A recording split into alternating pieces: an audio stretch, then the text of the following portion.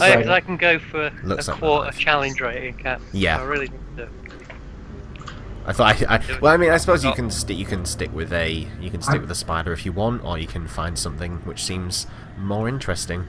It's good to know that you're mourning your lifelong companion by immediately looking for a replacement. That's Good to know. It's good to know that you're mourning your life. Lovely. Yeah. Okay, right. So, Dokmah, like what we are you are doing live. wandering through the petting zoo? This looking at things' teeth. It's like, no, not sharp enough.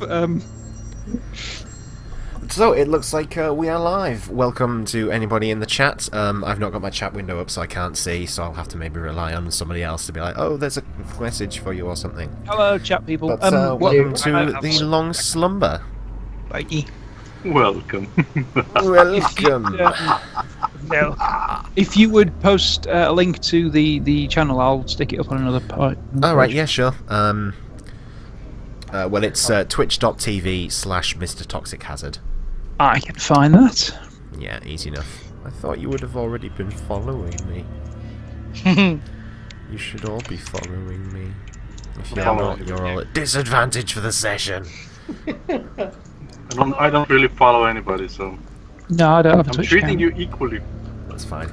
with I'll let you your off. favorite Twitch streamers. But you know, it's possible I may get a Twitch. I heard something about Eraser. So, without further ado, who would like to recap the events of last session? I believe I was volunteered. Yep, you was. volunteer yourself. For his tribute. For tribute. A volunteer. So basically, I got shot out by a giant bloody mimic. I was filthy, but thankfully Luci knows some magic that gets you clean in a right jiffy. Again, if you... But as luck would have it, the stupid ranger decided that he's gonna play target practice with some bloody goobly goobs, Mid-rest. for lack of a better word. Goobly Goops is a good name. We had to fight those things out. But unfortunately, I ended up getting splashed on by some bug viscera, which I would quite honestly rather not happen. Thankfully, again, Luci had the proper magical touch to get me sorted. We then stumbled upon some odd-looking people, which I didn't really understand. Apparently, Narimen could do. Oh, he was a weird chap anyway. We sort of, I think, gathered that we could follow them in, so Narimen can get this stupid stone out of his own bag, and some stupid crown he found somewhere. Now, I have no idea, but I believe he was sucked into the portal after we started fighting the giant floaty eyeball thingy. The damn thing scared the shit out of Dokmah. I did, however, manage to scare the shit out of it, though.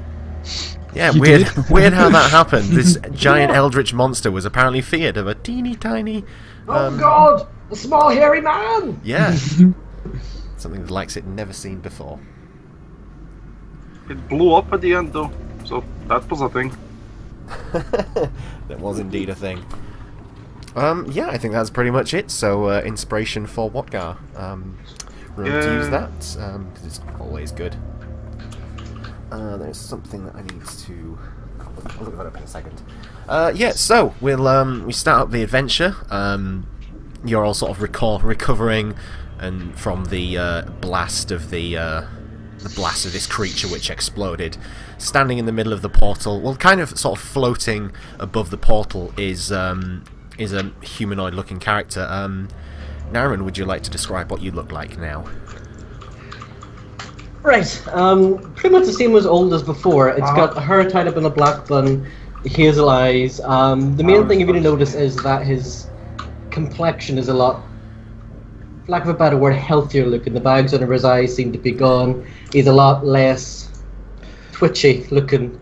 and a bit more lucid and a bit more calm and less overall exhausted and tired looking. But he's got like a new outfit now, right? Yeah, you can say that you would have been, for want of a better word, you would have another new attire if you would like.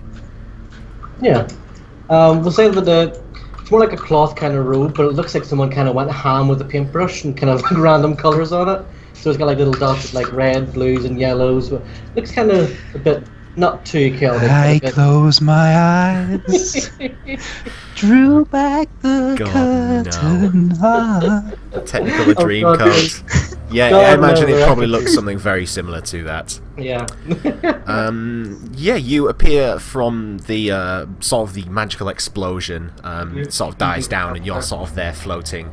And you have in your hand a box of something, which you open up and find yourself holding a deck of cards, which seems very strange in nature. And your first instinct is to investigate the cards.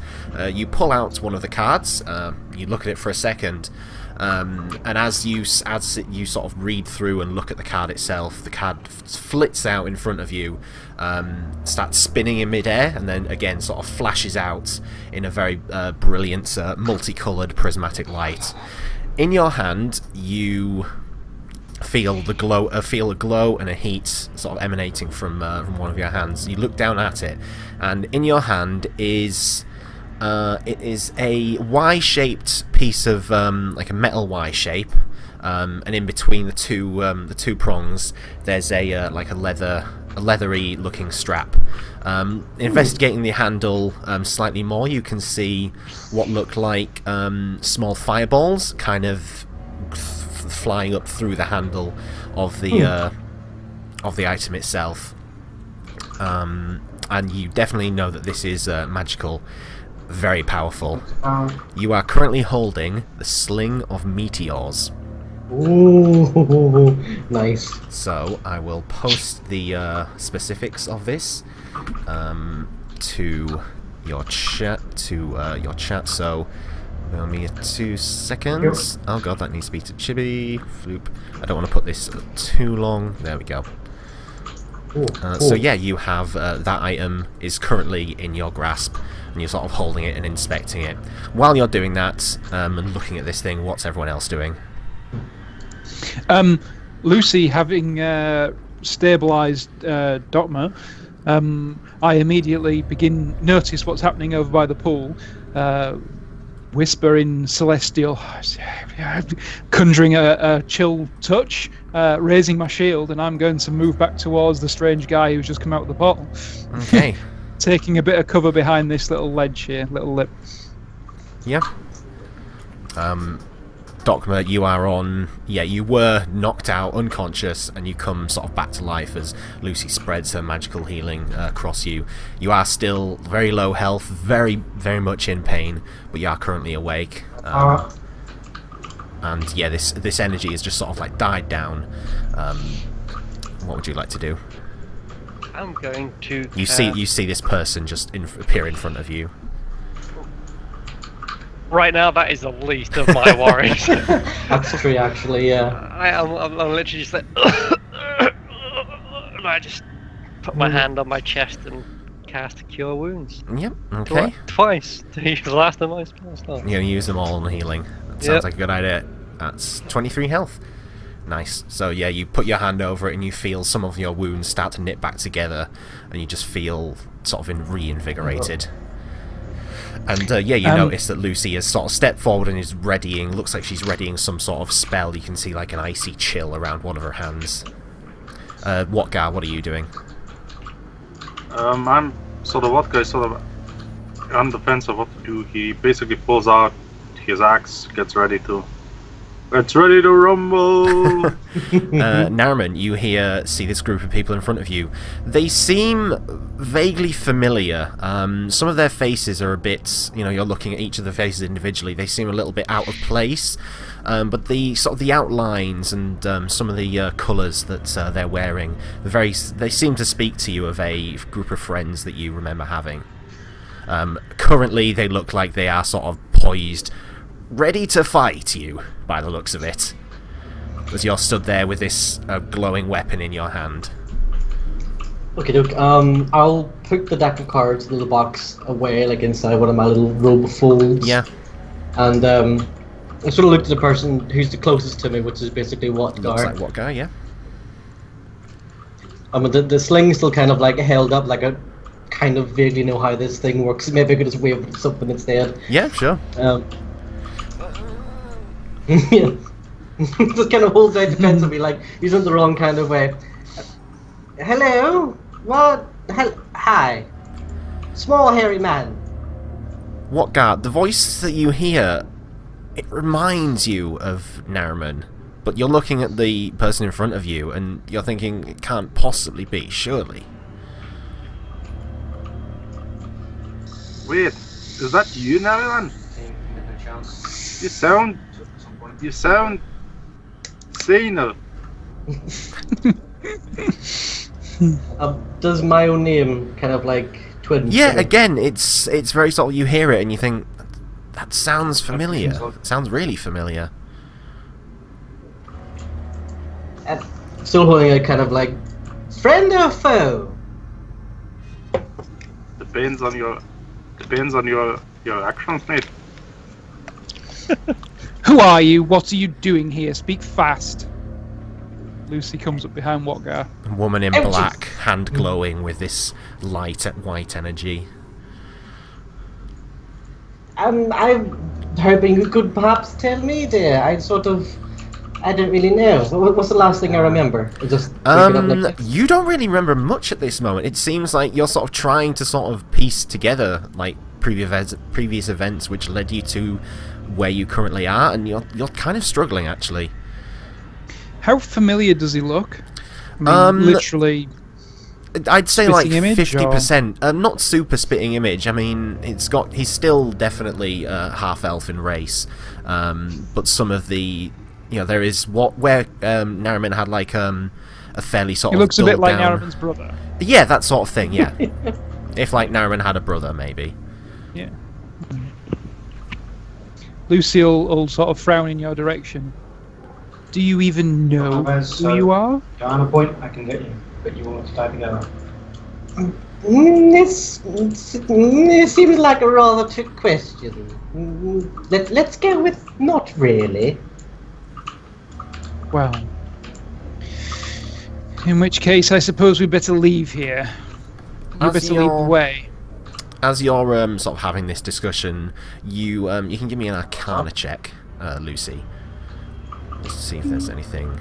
Ah, typical. My days. In this instance, yeah, it's kind of hard to see. You don't get the sense of the sort of the evil kind of eldritch magic that Narimen had. Instead, it's kind of similar to like where you are at the moment. There seem to be a variety of magical essences sort of emanating from him. He's definitely the character is definitely a user of some description. Well, that's about as much as you get from it, really. I'll keep my spell readied and hand wreathed in cold flame. I'll point towards the way out. If you wish to leave, it's that way. Stay ahead of us. Yes, I'd love to leave. Please don't. Right, okay. Sort of gingerly step around Wottgar and like, hanging around Wottgar like that, and then like the giant skeleton's like. Yeah, you notice a pair of skeletons. Yes, Brian are both tracking you with a crossbow ready. They're just eerily paralleled, exactly the same, following your every step. He's mumbling to himself, "Oh dear heavens, what have I gotten into now?" Sort of like just plod along, almost like walking backwards at this stage, and then sees like Dokmah as well. It's like, "Oh god, I'm surrounded." As this guy, I haven't been like really paying any attention. I'm just going, Aragog! Where is Aragog? Aragog! You turning around and looking in the vicinity for Aragog. You turn and you see the crumpled form of your very large spider friend, unfortunately on the floor, not seeming to be breathing or reacting at all to any of your calls. You are suddenly filled with the dread that Aragog is gone. Aragog! Screaming to the heavens. I'm I'm gonna run over. His time to came. Aragog. I could use like over here. So Yeah. Oh, you've moved over there. Okay, crap. Yeah. Run over to him and be like, Aragog, and just like Alright. pick up a leg. Unfortunately, yeah, there's just you pick up the leg, it slumps down to the floor. Doesn't seem to react at all to your touch. Is there anything actually around in this room, considering we're leaving? The one thing that you remember is that there were a group of humanoids, which you In the imagined next to room. be the cultists, to the room to the sort of northwest, and there was also a small pile which Luci detected that there may be a couple of magical items in there. Which you may Wottgar, do you have any investigate as you go means of through. binding your wounds? You're bleeding all over the floor. No. I am almost dead. I have no way of helping myself now. Yeah. Here, I'll stride over to him and hand you a healing potion. There you go. 2d4 Thank you. plus 2. 24 plus 2. Yeah. I hope. 2d4 plus 2. Yay, 7 health! Hey, that's not bad. That's So you pop the potion, give it a chug, and you feel yourself sort of reinvigorated, and not fully back to your normal self, but you certainly feel like you've got a little bit of strength back. So, Thank you, Luci. I feel much better. would you like to investigate the magical items? You know where they were as you sort of cast your dispel, not dispel, or would you just like possibly. to quickly speed through and leave? Luci is going to sort of prod the new boy in that direction, because Definitely, we mate. also know that there was things guarding it. So, you know, if the things guarding it don't shoot him, chances are I've got a good use for this chill touch. Okay, so you've been sort of prodded forwards. And It's I'm like waiting a- for everyone you else. go. I'm not gonna get Yeah. off alone. Yeah. You What going guy to? is still hoping for some new armor or something like that? Mm-hmm. I'll be sort of forced along with like one hand still holding like the sling and the other hand kind of up in the air. Yeah. Going, "And alright then, that's me off, I suppose." Yeah, being that close to him Wottgar- as well, Wottgar sort of- Luci, you feel that Wottgar- there is a magical energy coming from this sling in his hand, quite powerful.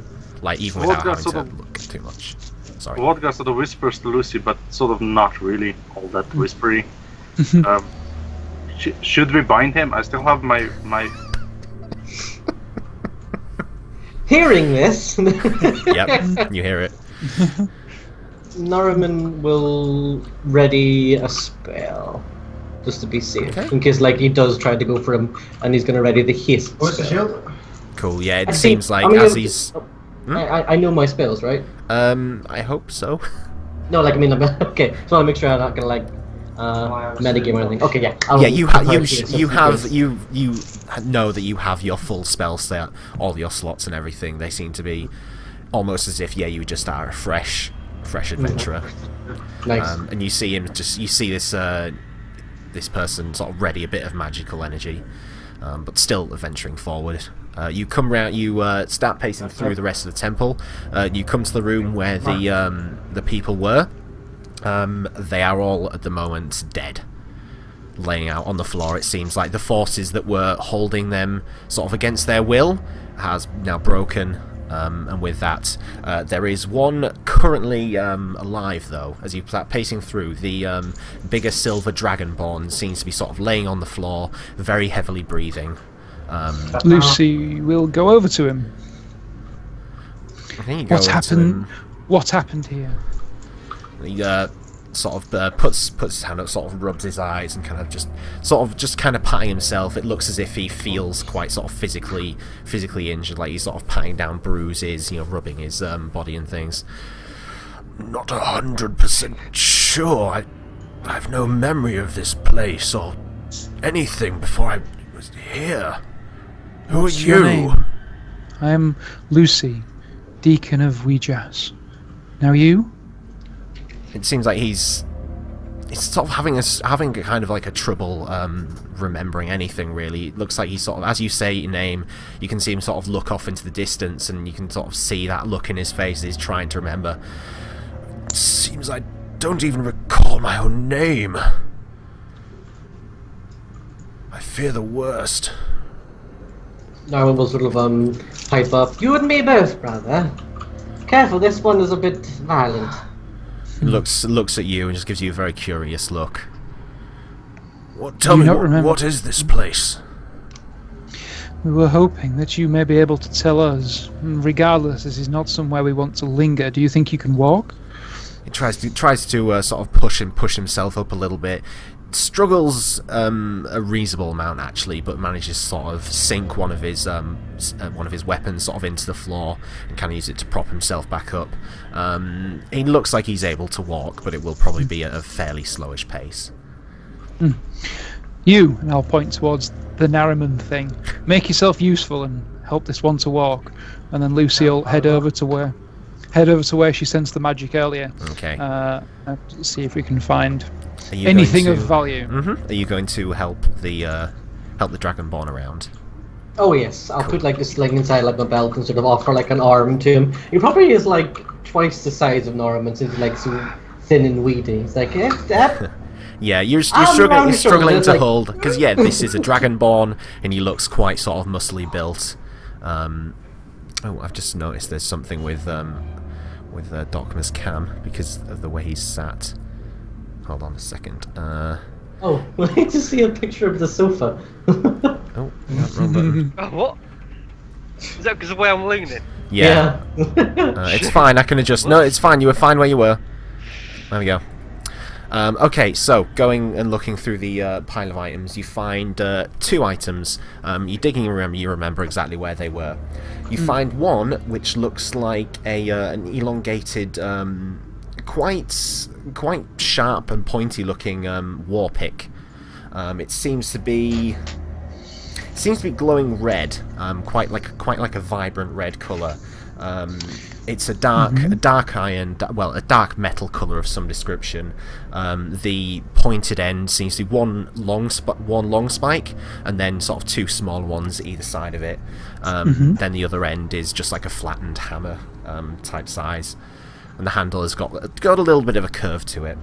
And it just seems to be like a black iron. I'll hang it on my belt for later examination. Okay, and the other thing you find is they're in a small wooden box, like a reddish wood kind of box. Opening it up, and you find a pair of small green gems, which they're attached to like earrings. They're kind of like, there's like a little dangling gem, and then there's like a little bit of a stud, which looks like it was part of an earring. Green gem earrings. Yeah. And they both feel magical. Okie dokie. But obviously you'll need to either attune or discern their abilities. Yep, I'll fiddle with those later. What about the bodies in the room? Is there anything of value on those? You can give me an investigation check. We are all going through those probably, right? Yeah. Oh, in that case, you guys can go for that first. Go on. Okay. Yeah, so if someone wants someone with the highest investigation, go first, and I'll give you advantage as you're all going through it. I have shit investigation. I have 0. Also, yeah. Dokmah, would you like to do an investigation check? I was actually just going to, absolutely devastated that Aragog died. I'm literally just going to mope past everyone and continue to walk the way we came out. Yep. I was literally just going to... Yeah, in which case, Luci will probably investigate things on the way out. Okay, if you give me a look through. Okay, between the two of you, you find a small amount of coin on them, amounting to 30 gold. But other than that, you don't really find anything else. Do you want to write that down, Wottgar? Luci's going to, with a quick glance at the Narimen's brother, walk back into the main room and just have a look around and investigate in here. You are finding a lot of the things that are around as you walk around seem to be very damaged by this magical blast. You remember the bodies of the worm-like creatures are just almost like smears along the floor. Their bodies are nigh unmentionable. I'm more curious about the effects the creatures' deaths had on the portals and things like that. The portal, going over to it, the portal seems to have disappeared, and it's now just almost like just a bowl. There is the very faint essence of like teleportation magic, like still lingering, but the portal is very much broken. Teleportation magic. Well, portal-based magic. Okay. I'm going to have a look around, see if I can find Narimen's corpse or anything like that. Yeah, it doesn't seem to be there. And I want to just say a few mumbled words over Aragog's remains as well. More in passing than as a focused effort. Okay. And after poking around the room a little, I'm going to head back and see how Wottgar's getting on with the search. Yeah, it seems like he's been poking around and he's found a collection of coins amounting to 30 gold. Excellent. You can spread out however much he wants. Anything coming back to you? I'll say to the Dragonborn. No, just a very, very strong headache or something. It seems that there's maybe a block or something. I can't quite think straight. Hopefully in a few days then something will come to me. Well, let's see if getting out of here helps. Do I recognise him from the group that accosted us on the way in? He was actually one of the people who were here on the way in, yes? Accosted you? Where was this? Oh, no, I mean the people who were in this room. Yeah, it's the same silver-skinned Dragonborn. Okay, cool. As long as it's not just a... No, this isn't just an anybody. This is, you remember, he had a pair of sais. Oh, was that man? Yeah, that one. The silver scales and skin. Right, so we don't know anything about the people in this room. How many of them are there? Let me think. There was the Dragonborn. One. I think there was like a half-elf character. Two what looked like magic casters with the sort of squid-like looking faces. Still can't talk to the dead. Right, in that case, I'm just gonna lay them out and begin saying their last rites, basically. Okay, you realise at this point everybody has left you behind. That's quite alright. Yeah, I figured you would do. So yeah, you spend time, giving the last rites and hoping that their souls will pass on to where they would probably most like to be. Or most deserve to be, more appropriately. Yeah. So, a bit of time passes, and eventually Luci catches up to the rest of you. You traverse your way through the rest of the temple, I suppose. It seems like the rest of the temple is very much in the same state. Looks like there's pockets of where explosions have gone off. There's like scorch marks. All of the portals that you had seen before have sort of been snuffed out, and they just look like sort of bowls sort of inset into the floor. Working your way back up through the temple, you find yourself at the entrance out of the stone sort of wallway. Are you just going to... What's the plan? Are you just going to make it straight for the boat, or is there anything you'd like to do first? Straight for the boat? Mm-hmm. Bloody hell, that's quite a... We've got a whole town that we don't really know much about. Yep. I was meaning if there was anything you wanted to do like before you set off in like that direction, I suppose. Oh, Eva, where's the time? Anybody? Or I'm literally just going to I'm not even speaking to anyone right now. I've just got my head down and I'm just walking the way we came. And if a door's shut, I'm literally just going to open it and walk right through. Not even going to ask what anyone else is doing. You're almost heading the group at this point, and they're kind of just sort of following behind you. Lucy's just going to stay at a reasonable distance. Bob and Bess are going to keep their crossbows trained on the two hobbling off ahead, and Lucy's just going to be paying a disconcerting amount of attention to them if they were actually able to see her. Well, the guy sort of keeping one eye on the two hobbling along, and the other eye on the busted shield he picked up somewhere along the lines. Yeah. Which it seems. Yeah, it seems like you'd need access to like a proper sort of smithy. Yep. So you start making your way through the forest. It's taking you a couple of hours. As you remember, it's quite a big-looking forest. You pass through the ruined section, remembering to sort of keep an eye on any sort of glowing orbs that may then summon shadowy demons. I pay no attention whatsoever. Yeah, you're just gunning straight for it. I mean, you're straight. Even if there's like a puddle, you just go like straight through it. There doesn't seem to be any bother. Are you like being angry? Does it seem like you're angry? No, I think I'm angry, upset. Like, more mixed upset. emotions. I'm just really very much just sort Where of. exactly are you headed anyway? I don't know. I'm just walking forward. I'm literally just following the path that's underneath. Does the door in the cliffs close? I want the key back. Well, you look at as you sort of pass through the doorway, looking for the key itself. You don't find it. The entire surface is just a block of stone. It seems like that the key very much sort of inserted itself and became part of the rock itself.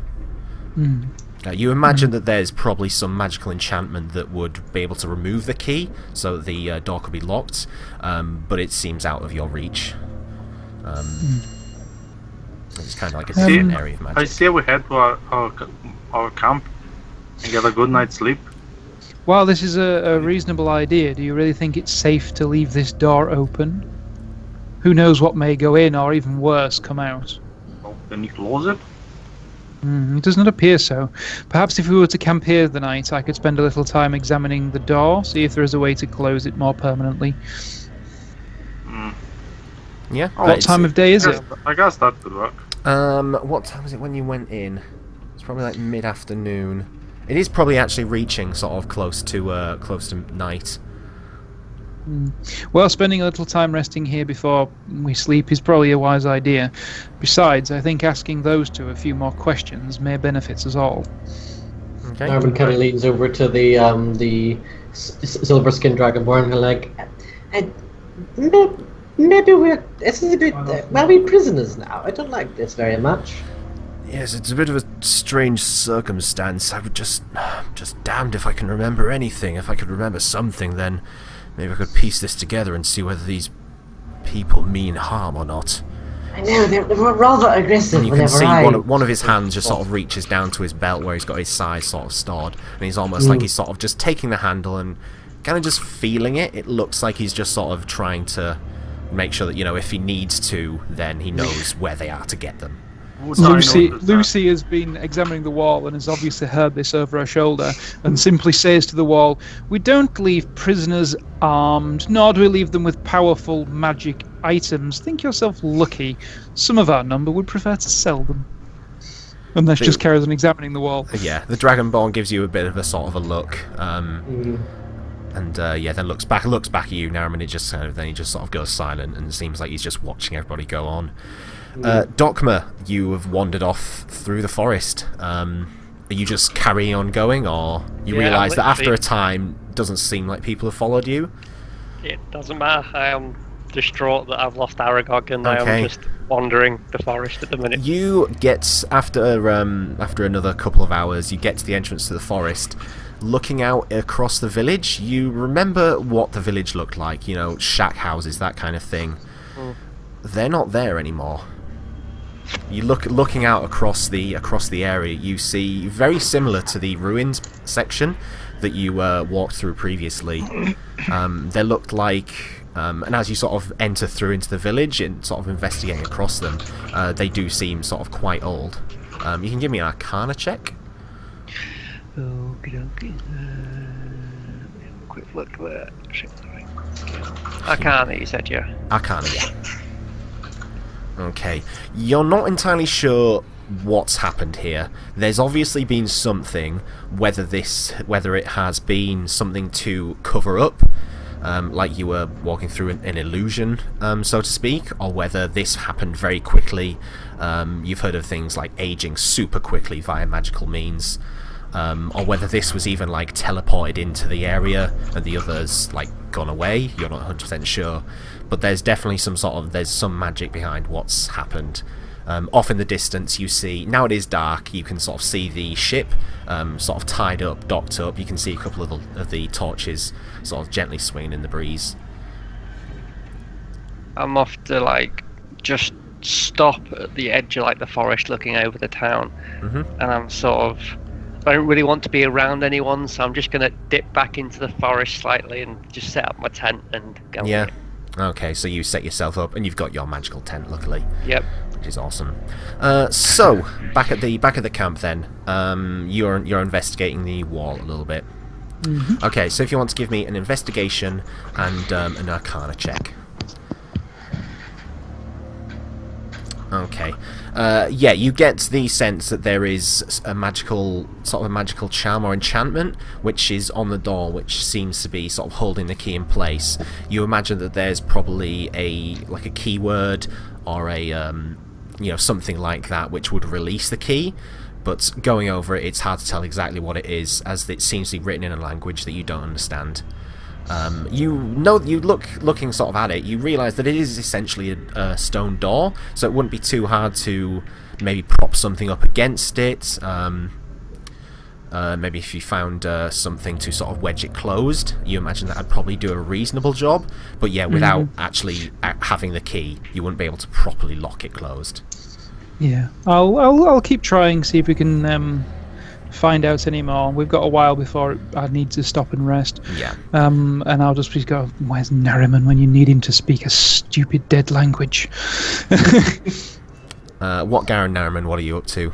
The Dragonborn seems to have sort of set himself off to the side. It looks like he's kind of, lent himself up against a log. He's kind of just sort of tending to his wounds, rubbing his wounds, and just seems like he's deep in thought, trying to sort of remember things. Wottgar is sort of getting ready to make himself a meal and a good night's sleep because he needs it. Okay, if you want to give me a survival check, or do you want to just stick with like rations or something? I'll give it a survival check. Okay. No problem. I shouldn't have done that. Yeah, you wandering around the immediate area. I'll use my advantage. You're going to use your advantage? Okay, yeah. Wandering through, you remember that there was a bush of some sort of fruit-like berry that you found, and going back to that, it seems like most of them have gone, but like underneath there's a couple of mushrooms. It doesn't look like it'd be a massive feast, but it's certainly, if you put it together with some of your tools and other things, you might be able to construct a reasonable meal from it. Is that cooking for everyone or just yourself? Yeah, no, for everyone. Cool. Well, I assume for everyone. Yeah, there's enough to sort of put together a reasonable meal for the rest of the group, but the sort of the quality of the ingredients, they don't seem like they're going to give you a massive bonus. It'll be more just a case of... Well, this forest is fucked up, so... Yeah. We kind of know that, yeah. Okay, as the night sort of passes, you're not really making much more progress with the door. Would you like to leave it open, or would you like to make some effort to, like, wedge it closed or something? Can I use my... lend my expertise, considering I am a dwarf and sort of know a bit about building? Yeah, you could probably lend your expertise to that if you would like to. Or you could maybe set up a watch. Just like make sure nothing comes through. It's up to you guys. Yes. Well, Wottgar, do you know anything about this kind of construction? It's certainly frustrating. You can give me a. You've got a check for stone. What is it? Stone cunning. Stone cunning, yeah. Yeah. That's for physically. Yeah, I have it right here. Yeah. There we go. Bloop. Did it work? Did you? Yes. Okay. Yes. Yeah, looking over sort of the construction of it, it doesn't seem like it's a door in sort of the regular sense. Like there doesn't seem to be any sort of hinges or anything, which look like you could maybe jam closed. You have a feeling it would probably be a case of like pulling the door to, and then sort of jamming a series of smaller rocks in between the gaps that you can find to try and hold it closed. It doesn't seem to work like a regular door would do. I sort of inform Luci about that and ask if she would be willing to assist me in doing that. Well, it's quite frustrating and hardly an appropriate measure for such a powerful doorway, but I suppose if it's the only option we have, yes, I will help. And Luci will go and sit down on a nearby log, and two skeletons will come over and start helping you. Yeah, so you spend a couple of hours As Lucy sits down, she's going to start intoning in Celestial and cast Identify on some items. Okay, what are you going to identify first? I would like to identify the green gem earrings, please. Okay, the green gem earrings. You set yourself down. Start speaking in the Celestial. You know that these are earrings of. When I find the right thing. Oh god, spelling. Where is it? Fucking had these. Speak with animals. Earrings will speak with animals. Yeah. So you know that they, once attuned, you can just sort of touch them for an action and activate the Speak with Animals spell. Right, so they're attuned, and their Speak with Animals spell. How many times, or what's the limit? It is 5 uses and 1 back on a 1 back at dawn.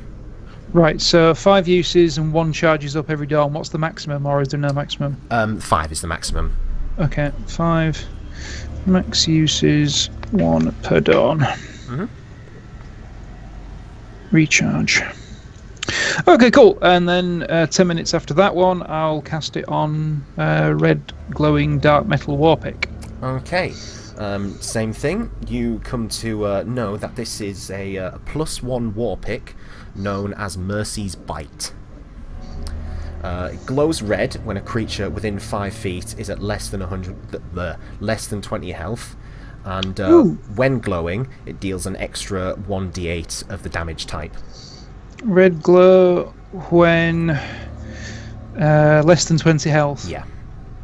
And you remember when you found it, there was the Dragonborn, which is quite close to it, which probably say. And Wottgar. Yeah, Wottgar as well. Within 5 feet. And obviously, requires attunement. And that's also attuned. +1 warpick, glows red when something within 5 feet is on 20 hit points or less. Cool. And when a creature is in that state, if you attack them, it deals an extra d8, 1d8 of damage. Right, so +1d8 when hitting with less than 20. Oh no, 20. Is it 20 or less than 20? 20 or less. Cool beans. Right. Yeah. You have those magical items. As Lucy's doing all that, Narimen's kind of in the middle, kind of like looking at the deck of cards. What does Narimen sort of glean from holding them? Oh shit, there was that thing I said I was going to do, but I never did. You know of the, you know of items like this, and you've heard stories of the Deck of Many Things. It may have been told of in a different name, so you might know it as the Deck of Chaos, the Deck of Change, that kind of thing. So you may know different names of it. You know that there's one. Whether there are any more, you're not 100% sure. You know that there is at least one in the world, and you've not really heard many stories of many of them existing at once. And you know that it is generally sort of whenever it appears, it seems to be like a kind of a balancing type thing. So if there is something really bad going on in the world, you've heard that it can come into existence and sort of give like a good effect, or vice versa. Like if there's a serious good event, then it can come in and sort of restore the balance. You know that it is very powerful, and the nature of it, there are very powerful good effects, very powerful bad effects. Oh dear. I'll sort of close the box and put it away again, kind of like mumbling to himself. I think I've had enough luck for now. Sort of like holds the sling a bit, like. So, is anybody going to do anything, or would you like to short rest? Long rest until the morning. That depends how much time we've got. How long have I spent fiddling with the door and then identifying things? And it took you about further help to. Yeah, it took you about half an hour to sort of discern what you can do with the door. It'll probably not take you a massive amount of time to actually put that plan into effect. Okay, so and we've then got time. obviously 20 minutes for your rituals. But yeah, cool. At this point it is sort of dark, and you assume nearing, basically nearing night time. So, as in, need to sleep now, or we have time Probably, to do yes. stuff? Okie dokie. In which case, right. So, have we a fire and a camp and things like that? I presume. Brilliant. Yeah. We're good to go. Wottgar would have set one up if his while he's cooking away his food. Yep. These two, however, don't appear to have any form of sleeping goods with them, or do you? And I'll raise an eyebrow at the Narimen. You don't really have anything on you. I could take off my cloak, but maybe a bit unsightly. What's the weather like? Cloudy. Looking up, you can't really see any stars or anything. The moon is kind of faintly hidden behind like foggy clouds, but it doesn't seem to be like raining or anything. It's reasonably sort of clear. There's a little bit of a chill wind, but nothing major. So they're not going to freeze to death during the night or anything You wouldn't like have thought that? so, no. What do I know about White Dragonborn? You know that Or they... silver, or whatever it was. Was it white or silver? Yeah, it was a silver Dragonborn. You know that Dragonborn in general are quite a hardy people. But you know that their one defining trait as being Dragonborn is that they can cast they have like a cold breath attack. So, it's like a defense mechanism sort of thing. That's all right. I have no fear of him freezing to death during the night. As for like alignment, you know that there are evil Dragonborns, good Dragonborns, neutral ones. But going off the conversations that you've had with him already, it doesn't seem like even he knows what his alignment is at the moment. He seems like he's just very cautious, and like what's going on.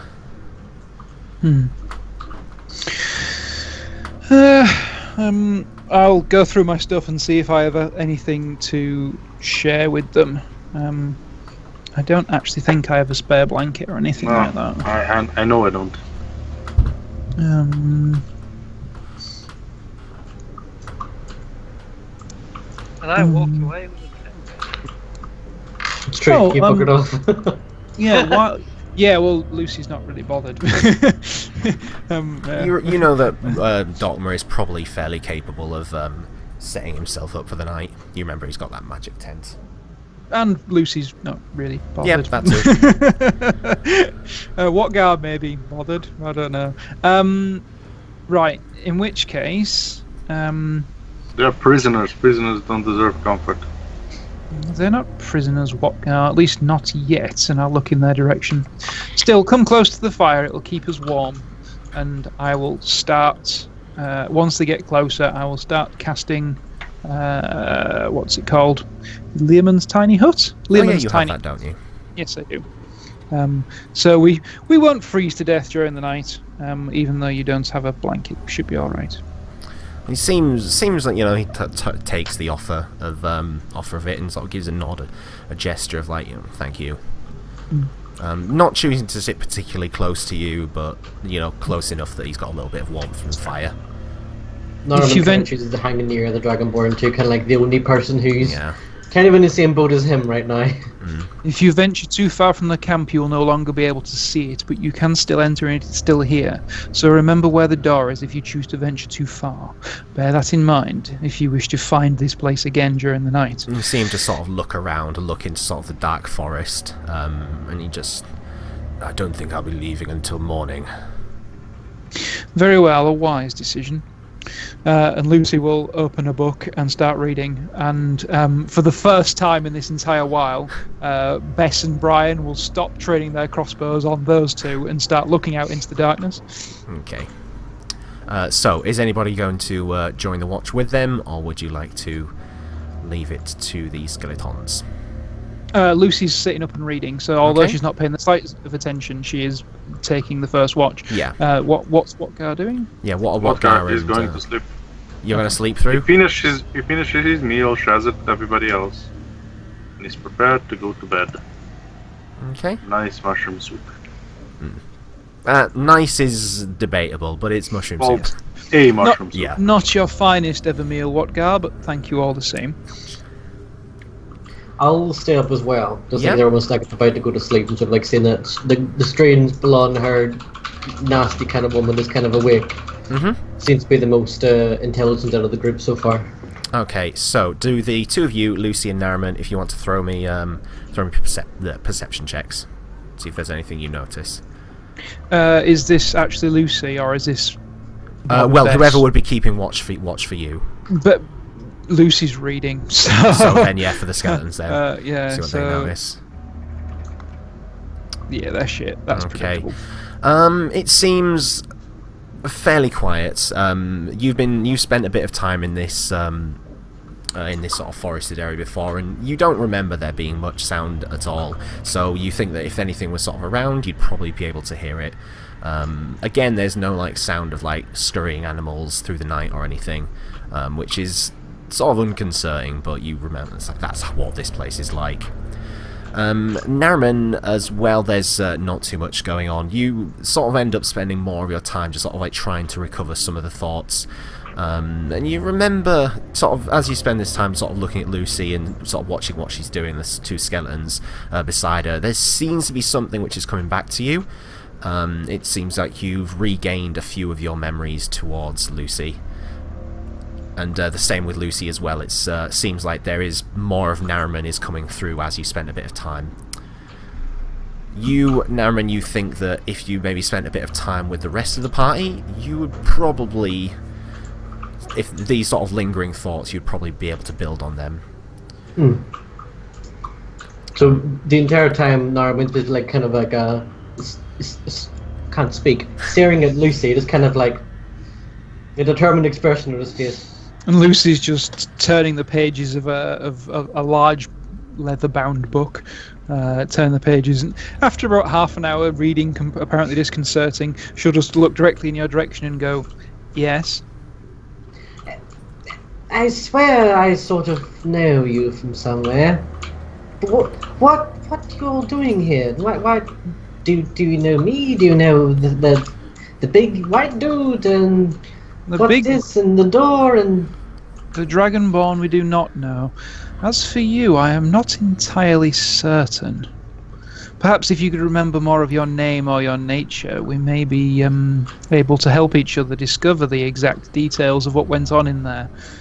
For now, I'm not entirely sure what you are. And Lucy will just look back down at her book.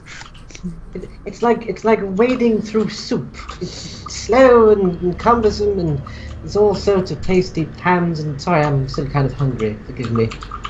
As he's sort of making this ramble, that's kind of what's sparking. It's like, if you think that this may be Narimen's brother, it's like, you know, that sort of form of speech, kind of a little bit of a ramble to it. What do you have there? Maybe something you have will remind you who you are. Narimen will sort of hold up the sling, and this sort of appeared after I. Wait a second, a moment. Sort of pull out the box and now this isn't here. Be very careful. I'll look. I'll put my book down slowly. Take the box. Sort of look at it. Look up at Narimen slightly suspiciously, and then sort of holding the box at arm's length like it's going to have something dangerous in it. Just lift the lid and look inside. You look inside, and you see. Go ahead. Let me look. You see 10 like ivory-looking cards. You don't see like anything on them. The sort of the designs are kind of facing away from you. Do I recognise anything about them? Again, you've heard, a lot of people have heard the stories of this. You have heard of this called the Deck of Many Things, and the reason you remember it is because you heard of a story long ago, very very long time.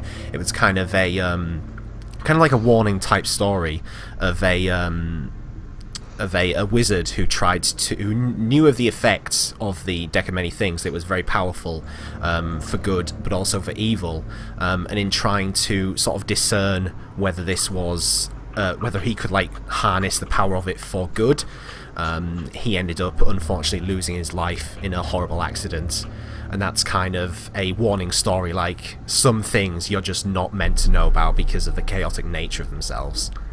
And then you know the same things that it can be good. Yeah, Lucy's going to keep it at arm's length and go, do you know what you have here? After I accidentally, drew one and thought about it. You drew one? Yes, it's where I got this lovely thing. This. Lucy will just close the lid. Snap. Yeah. You know how it works. Yeah. The good news is you're not currently dead. However, I wouldn't draw any more of those if I was you, and Lucy will hand the box back quite gratefully to be rid of it.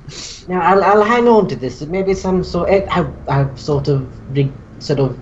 The first thing I had was this box, so there must be something. So have a look at like the box itself. Is there anything interesting, like a design on, or is it plain? Yeah, I mean, it seems to be fairly like intricately carved with designs of all sorts of nature. Like each side has a particular sort of design to it. Like one is one looks like it's like a cloudscape, with like the sun, the stars, the moon, like a celestial kind of scape.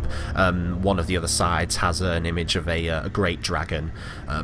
Multicoloured, it seems like parts of it are red, some are blue, some are green, and the other designs, other sides have similar sort of designs on them. Do I recognise anything of the box? Again, nothing sort of like out of the ordinary. I mean, obviously it looks very different, but there's nothing which like that's an image of a creature or a being or anything like that, or there's any like significance to the designs. And you drew this item from the deck? And I'll point towards the Y-shaped piece of metal. Yes, I didn't know what it was. I thought it was just some cards, but then it started, spun in the air, and then all of a sudden I had this thingy. If you wish, I can perhaps discern its purpose. You know the purpose. It seems like as it appeared, it almost sort of bound itself to you. So you feel like you know the ins and outs of it. It does actually. Sorry, I should mention it does function as a regular sling. I was wondering what the description. Yeah, it does function as a regular sling, but obviously it has the other abilities. You don't have any ammo for it though. That's the interesting thing to note, because that's the way the gods work. It's really quite weird. And whenever it sort of appeared, I sort of knew everything about it already. It sounds a bit strange, but basically it can hurl massive balls of fire and rock and they go boom. It's quite fun sounding, really. That's fun is an interesting choice of words. However, perspective. That too. Yes, well, I don't suppose we've gained any insight from those items. Just do be careful with that little box full of cards, won't you? Probably best if you kept it to yourself. Narimen will kind of look to the box, and Lucy probably notices he's probably staring a bit too long at it. And yes, of course, I'd keep it safe right here, and sort of like put it in one of his little pockets. Yeah, it's got like a little clasp on it, so you can lock it. And you have no other possessions with you? Kind of like field pockets. Is there anything else that seems to be on me, or just whatever's on my back? Yeah, pretty much just sort of whatever's on your back. Basically the starting equipment of. Thanks. Yeah. And all I have is just this robe. It kind of looks like a unicorn bathed on me, but what can you do? Well, you do have a certain resemblance to a companion of ours that came down here. Does the name Narimen ring any bells? It sounds familiar. It's like it's on the tip of my tongue. It's like there's some sort of blockage. Again, it's like the soup and the ham and num. Sorry, it's a great mental image, but I'm still quite hungry. Do you remember anything of the place we were, the dungeon we were in? We were there at Narimen's request. Do you remember anything? Sorry, say that again. I was just checking something. Do I remember anything about the dungeon or why we were there? Not really, no. It seems like your memories are kind of almost like exist from the point of coming into being. You don't really remember too much. Now, all I can remember is sort of when you, I don't know, met me, where I had the cards, had the sling, and then I was escorted away. Quite. You understand the precautions must be taken. Yes, but why, if this were me, why would we come to here? It seems like a dreadful place. Yes. You wish to be rid of something. A power that you had no desire to keep. It had certain conditions which you did not desire. Perhaps best not to explore it too closely. That is, if indeed you are who you appear to be. Perhaps the dawn shall bring fresh revelation. You should. Yes. About the door, if you want me to, lack of a better word, perhaps blow it up in the morning, give me a shout, my dear. You can blow things up with the slingy. Excellent. The fireballs and the boom. Well, yes. Big by the boom. Perhaps you could have a look at some of this language and see if you recognise any of it. Just a long shot, perhaps, and Lucy will wander over to the door and point out some of the language which she can't understand. Mm-hmm. All right, let's have a look here. Nada. You see, this kind of resembles a squiggle. No, I'm sorry, dear, I don't know what this is. Should I? What language is it? It looks fascinating, like a madman that's just sort of smear on a wall. The language, we don't exactly know its true name, but we refer to it as Cthulian, based on the god who perhaps dwelt beyond this door. Oh dear. You can give me a religion check, Narimen. Okay. I'm actually skilled in that. It makes a change.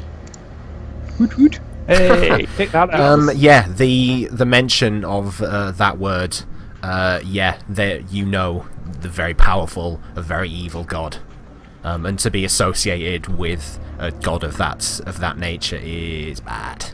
Like, you don't ever want to meet him. No. I know of that. Why was it something here? Like, it's not here, is it? That'd be very bad. I don't think so. Your good predecessor, your Narimen, who I knew more about it than I. He was visited by visions and granted powers by Cthulhu. He wanted no part of it, and as you understand a little of it, you can probably understand why. It's not a good thing to be related to, really. It's dangerous and bad, and if it was, why would he do that? That's a bloody idiot. Why would he do that? Not a very clever man he was. Well, he had his moments. For example, I'm sure he could have read this to close the door to the realm full of evil gods. What a shame. I do have my other options, sort of holding the sling, just like... Perhaps says he's itching to use it at this stage. Perhaps we shall save the exploding things until the morning, when we wouldn't wake everybody up. Ah, yes, that would be very bad. It might attract the Cthulians. Even worse, yes. You might wake up Wottgar and he will put an axe into your head. Oh god, the hairy bear's coming to get me! And then in the morning we have other things to worry about, such as that spider fellow seems to have lost his spider and wandered off into the woods. He might be lost, injured, or otherwise down a well. We'll have to go and find him somewhere. Oh, is he not a friend? I thought he was just some stranger. I'm not entirely sure what he is. He does seem to follow us around and shoot things, though, which is kind of handy now and again. The other thing we have to deal with is this fellow, and I'll gesture towards the Dragonborn as we wander back into the camp. Who is out cold, on the floor, snoring very deeply. Maybe in the morning he'll remember anything more interesting. I mean, like...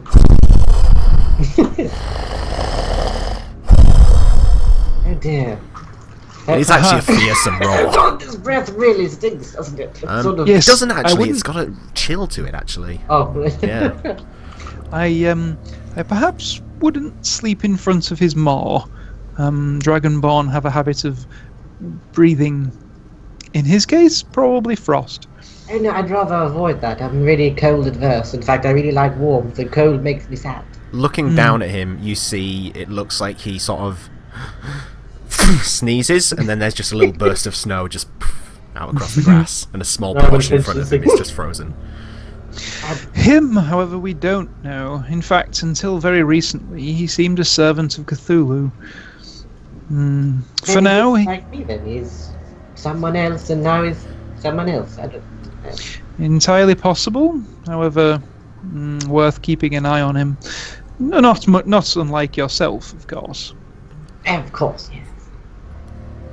Anyway, you should rest. I'll wake you if need be in several hours for a watch, but Wottgar will be next.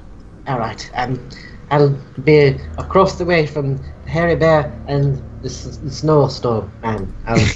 Yes. Snowstorm. That's actually an excellent name. If he doesn't remember his name, he can be called Snowstorm. Yeah, I'm clever noggin me. Yes, quite. And Lucy will open one of her research books and sit back down on the log. Now, where is Bob? He should be back by now. Oh. Bob doesn't seem to have appeared across the night, unfortunately. So, Wottgar, were you gonna just sleep through the night, or did you want waking up? If he doesn't wake me up, I'm gonna sleep. I was dead tired. Yeah. I got beaten up, eaten, shut out. I'm done. Yeah, I'll wake Wottgar for the second watch, and just sort of say, all has been quiet. You can wake the Narimen thing for the final watch if you're still tired. I'd probably let the Dragonborn sleep. He sounds very tired. And with that, Lucy will close the book and roll herself into a blanket. I'm going to very quickly just go running through my shirt in the dryer for tomorrow. I've forgotten, I'm very clever. You're back. So, Wottgar, you get woken up. You didn't want to be woken up. Lucy was just like, come on, do your fair share. And you pick yourself up. So, if you want to give me a perception check as well. Or is there anything you'd like to do while you're sort of watching? Not really. Just keep an eye out. I'll keep an eye out. I'll just... Oh, well. That's a thing. Yeah, you really, really well. But yeah, as you're going on, you sort of set up your watch and you sort of circle around the hut a little bit, the area, just to make sure you got a view of everything. Occasionally peer down into the darkness of the temple below. And it doesn't seem anything is around. It seems quiet as the grave, for want of a better word. There's no animals skirting around. It doesn't seem like anything's like creeping around in the forest or anything. It's a silent night. Except for the rather loud snoring of the Dragonborn in the corner.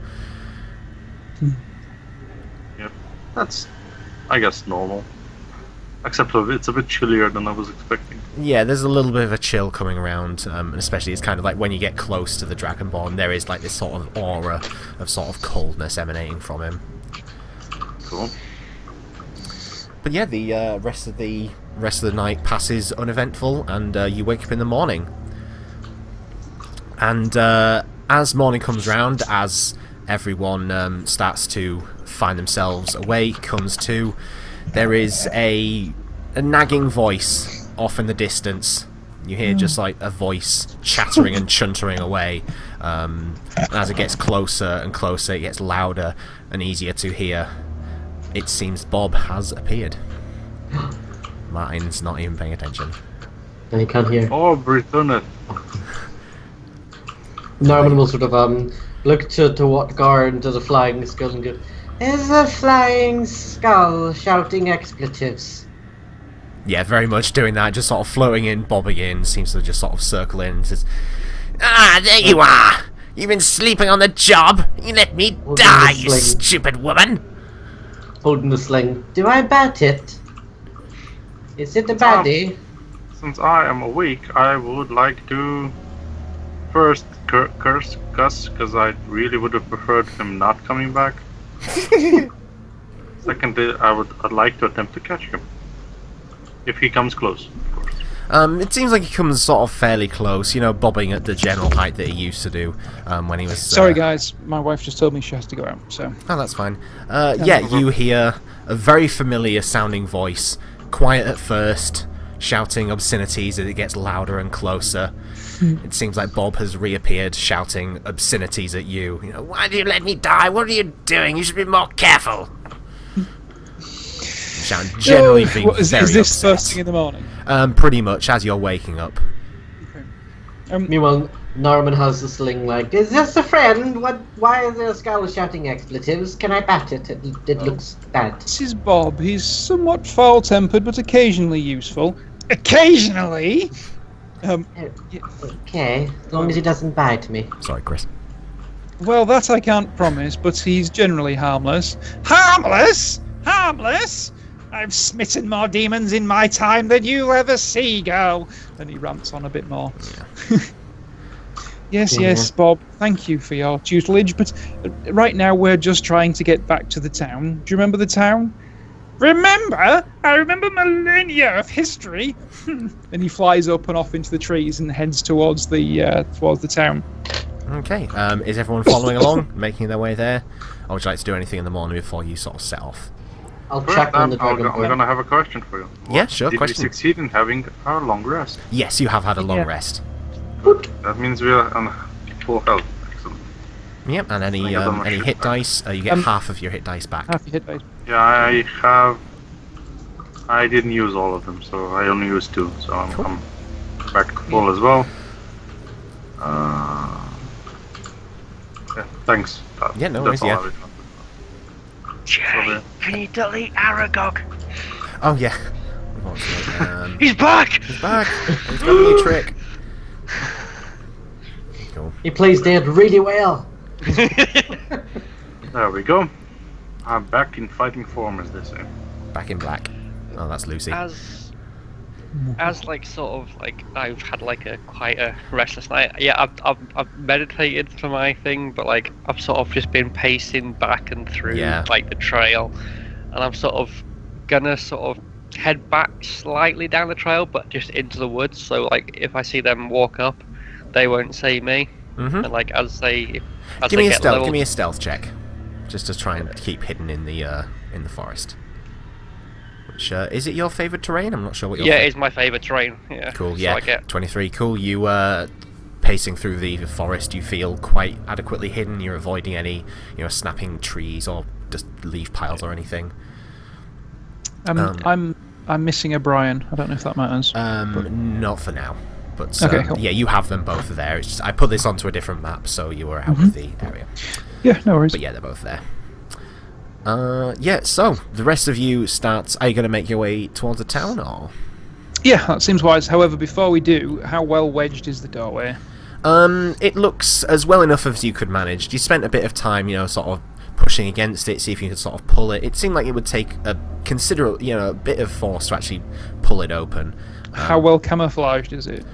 It's fairly easy to sort of see that it is sort of open, because you are kind of having to use things to sort of wedge it closed. So you think that if something came along, it would probably notice that the door would be open, or at least openable with force and time. Never mind. It does seem as if we have very little choice about leaving this door open to the elements. Narimen's kind of like off to the side, holding his sling, just like... Look round, he's there. Oh, hang on, there we go. Yeah. I feel that exploding a cliff perhaps is not the best course. We may need to get back in there one day. But thank you for your slightly violent offer. Fine. I believe the word you're looking for is deranged. I think you'll find clever. A landslide would certainly hide the opening of it. It certainly would. The entire thing and would just make it unopenable. If it's as bad as you say it would be, why not? The nature of this whole island seems somehow to be different, however. It will sink the island. Perfect, I love it. I feel that the island may sink all by itself, but let us see the state of the village and see if our transport is still there before we get such over-optimistic ideas. Okay, you start making your way through, and eventually there comes to a point where Dokmah, you sort of see them trudging through the forest, not really making too much effort to be quiet, but obviously you're sort of hidden away, and you see them pass by you. I'm like, as they're sort of, as Luci and like Wottgar almost like level with me, I'm just almost gonna like just step out, like next to them, and be like, the village, it's changed. It's older than what it is before, and it's just different. And after saying that, I want to disappear back into the forest. And give me another stealth check. Would I be spooked by that? I mean, how spooked would Wottgar be at a person sort of basically stepping out in front of the party? In this fucking forest, pretty much a lot. I do get, obviously with my favourite terrain, I can move normally in a stealth. Yeah. Like a stealth. Because I would be punching Dokmah, that's what I mean. Yeah, as you sort of step out. He deserves a punch. Tooth just scared the hell out of me. You can do that. If he of course jumped right next to me, if he sort of like more than 5 feet away, I would have realized that it's him and not punch him. Yeah, must you do that, Dokmah? What do you mean different? And come back here. You see him try and sort of disappear into the forest, and you, with your active, passive perception of 19, easily notice him just kind of stepping backwards slowly. I'm just looking straight at him. What do you mean disappeared? It's not disappeared. It's, remember when we came through? They were all shacks and run-down shacks. Yes, the decrepit village town. Well, yes. now it looks like it's been there like another 150 years, and it's aged. It's almost run down, or worse than it was before. I can't explain it. Well, let us go and see it then. What about the people? I didn't see Don't anyone. remember seeing any people. Can't remember seeing anyone at all. You also don't really remember seeing any bodies, so there weren't like any lying out in the streets. So, well, in all fairness, I wasn't paying very much attention yesterday. I was in a mind of my own. What's about the island? You seem to have spent some time out here. Any animals? We don't seem to have heard any birdsong or anything as we've travelled through these woods. No, well, it's the same as when we came. There was no animals, no bird songs, no nothing, which for a forest of this size is very, very unusual. I thought perhaps with the disappearance of the village that there might be some other transformations about the island. I don't suppose you've been to the east, have you? The confusing forest area? That's the forest you're in at the moment. Aren't we west? No, it's to the east.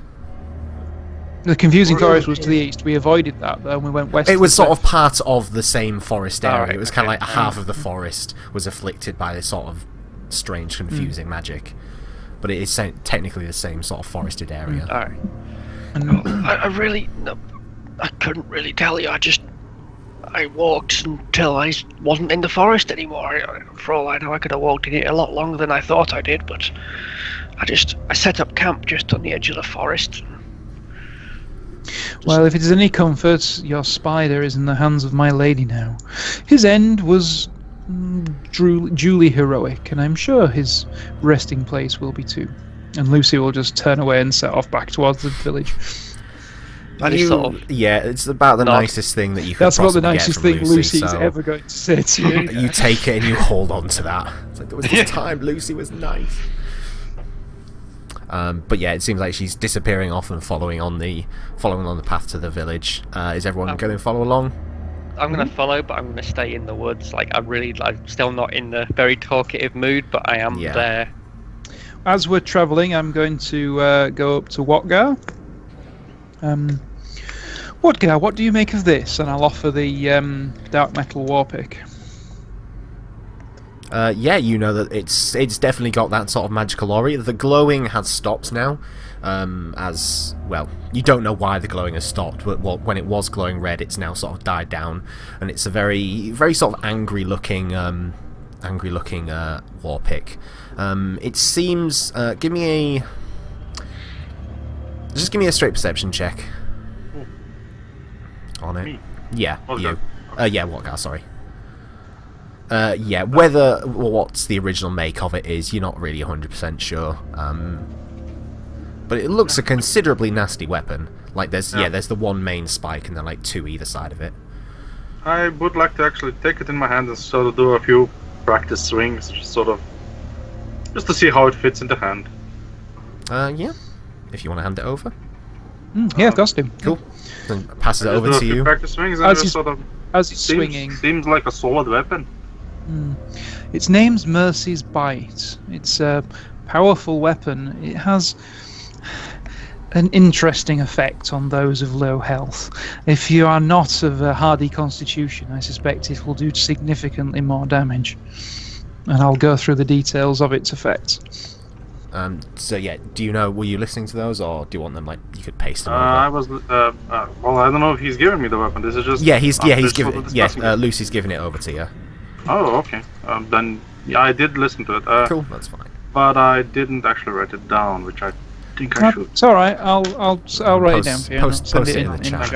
Thanks. But yeah, you swing it. You're proficient with martial weapons, so you've used sort of a couple of these weapons before, and it seems. It's just the base. The base weapon is just a war pick, right? Yeah, it's a war pick with +1. Okay, that's it. And yes, obviously this is a magical weapon. Yeah. Okay. But yeah, as you're swinging it, it feels. I mean, it looks like, you know, a dark iron material, but it seems very light. It seems very easy to swing. Even for your sort of like dwarven strength, you imagine it'd be a bit heavier to swing, but no, this is just like a hot knife through butter. This looks like this feels like a very good weapon. It's light, but it still has a punch.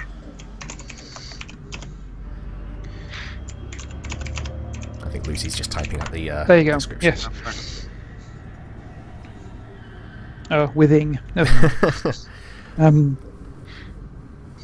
Yes, well, do you think you can make use of it? I have certainly no need of such crude implements. Thank you. This will be a wonderful weapon. To be quite honest, Wottgar, I find you very useful. Stood between me and painful-looking creatures. I replaced Narimen, not Lucy. What's happened here? Sorry? I said I thought I replaced Narimen. Lucy has changed. What's happening? I've changed? She's being nice. Offering people things. Well, Lucy has no... That's why I asked twice, because I wasn't sure if Lucy would give me the thing. Lucy's always offered things when she has no use for them. Okay, always. So you proceed through the forest and make your way back to the entrance, the opening, looking out. Yeah, the same view that Dokmah described. The buildings, they look in the same positions that they were in previously, but yeah, they look, you know, beaten down to the floor. You know, there's maybe just like in places just a foot or so of just sort of stonework and woodwork poking up, giving the hint of where the buildings were. Is the church still there? It's still there in the effect that the sort of the outline of like the stonework is still there, but the actual building has, you know, collapsed in places, just completely fallen down. The entire town is in just a ruined state. Well, I see what you mean by gone. Perhaps the dimension we travelled to had a greater effect on this place than we thought. And yeah, off in the distance, you see the boat sort of gently tied up. Well, it's probably like anchored away from the shore. Wottgar, do you remember anything we need to do here? And where is that spider-loving? And then Lucy will look around, see if I can see him. Well, you look I'm around. gonna talk to the merchant, but he's not here anymore. I suspect not. See, I told you this town was weird. Cultists, I told you. Cultists. Fucking cultists. On this particular occasion, I perhaps agree with you. We should make our way back to the boat, unless you think anything of valuable can be recovered from these rather old-looking ruins. No, I think everything is dead. How about you? And I'll nod over. I would however like to go to the church and see what happened there. If Yeah, you can the investigate church is in the same state as everything else. Yeah, you can go. Very well. So we'll head that way. Okay. In the meantime, and you, Narimen, for want of a better name, do you know anything more of this place? Has anything reminded you? And I'm sorry, have you remembered your name? And I'll look at the Dragonborn. The Dragonborn, you sort of look over him and he sort of, hand around the back of the head, sort of scratching his neck. Doesn't seem to recall much at this point. It seems like he's getting a few hints of something, but his actual name doesn't seem to be sort of coming to him at the moment. Narimen, yeah, you remember you are Narimen. You are Narimen, you're the half-elf. The bright, sprightly, fun-to-be-around guy. You're Narimen. You remember that. You're not entirely sure what was causing you to lose your memory, but it's as you've been sort of traipsing around with them, it's kind of slowly drip-feeding back to you. Do I know Luci yet? By like name? Yeah, you sort of look, reminded you getting a few images of Luci and just sort of remembering the character that she was. And the same with the rest of the party as well. They're kind of, as you've been going along, you're like, oh yeah, that's how Wottgar used to walk, or Dokmah, oh that's him disappearing off into the forest, that kind of thing. One kind of important bit for Narimen for like the whole the relationship with Luci was, does he remember the time that Luci saved his life? Which was the Kraken. Give me a straight intelligence check. This is gonna go well. Unfortunately not. No. Sorry. Yes, you're Luci and I'm Narimen. That's Wottgar and that is Dokmah, and they used to be a hairy friend of his. I'm glad you seem to be remembering something. Hearing him mention Aragog, I'm just gonna sort of shoulder barge past him because I'm still quite annoyed. He was the whole reason we went in there. And, Oh, Jesus. just sort of strut right past, not even saying anything. I'm just mumble under my breath. And Are you heading up towards the church? yeah. Okay, yeah. So Dokmah sort of strides off ahead. He may be a little sensitive over the loss of his spider, the hairy little friend you mentioned. Oh, did Aragog die? Oh, shit. You remember walking past the body of a spider, though at that point you didn't recognise really sort of the connection there. Oh god, that was Aragog, wasn't it? Well, shit. You remember the name? Are some more memories coming back to you? It's like whenever you wake up in the mornings and you had a dream that you were somebody else, and then you remember, oh no, I've got to go to work in the morning, I hate my life. It's like that. Kidding. Okay. Well, I'm glad you seem to be recovered somewhat. Yes, I'm not really sure why he's so torn up over that thing. It's only a spider, and I suppose it's now in a place more suited to it. Wonder why he's so attached to it in the first place. Maybe he imprinted on it or something strange like that. I don't know. People get attached to strange things. People get attached to jewellery, he gets attached to spiders. Yes, quite.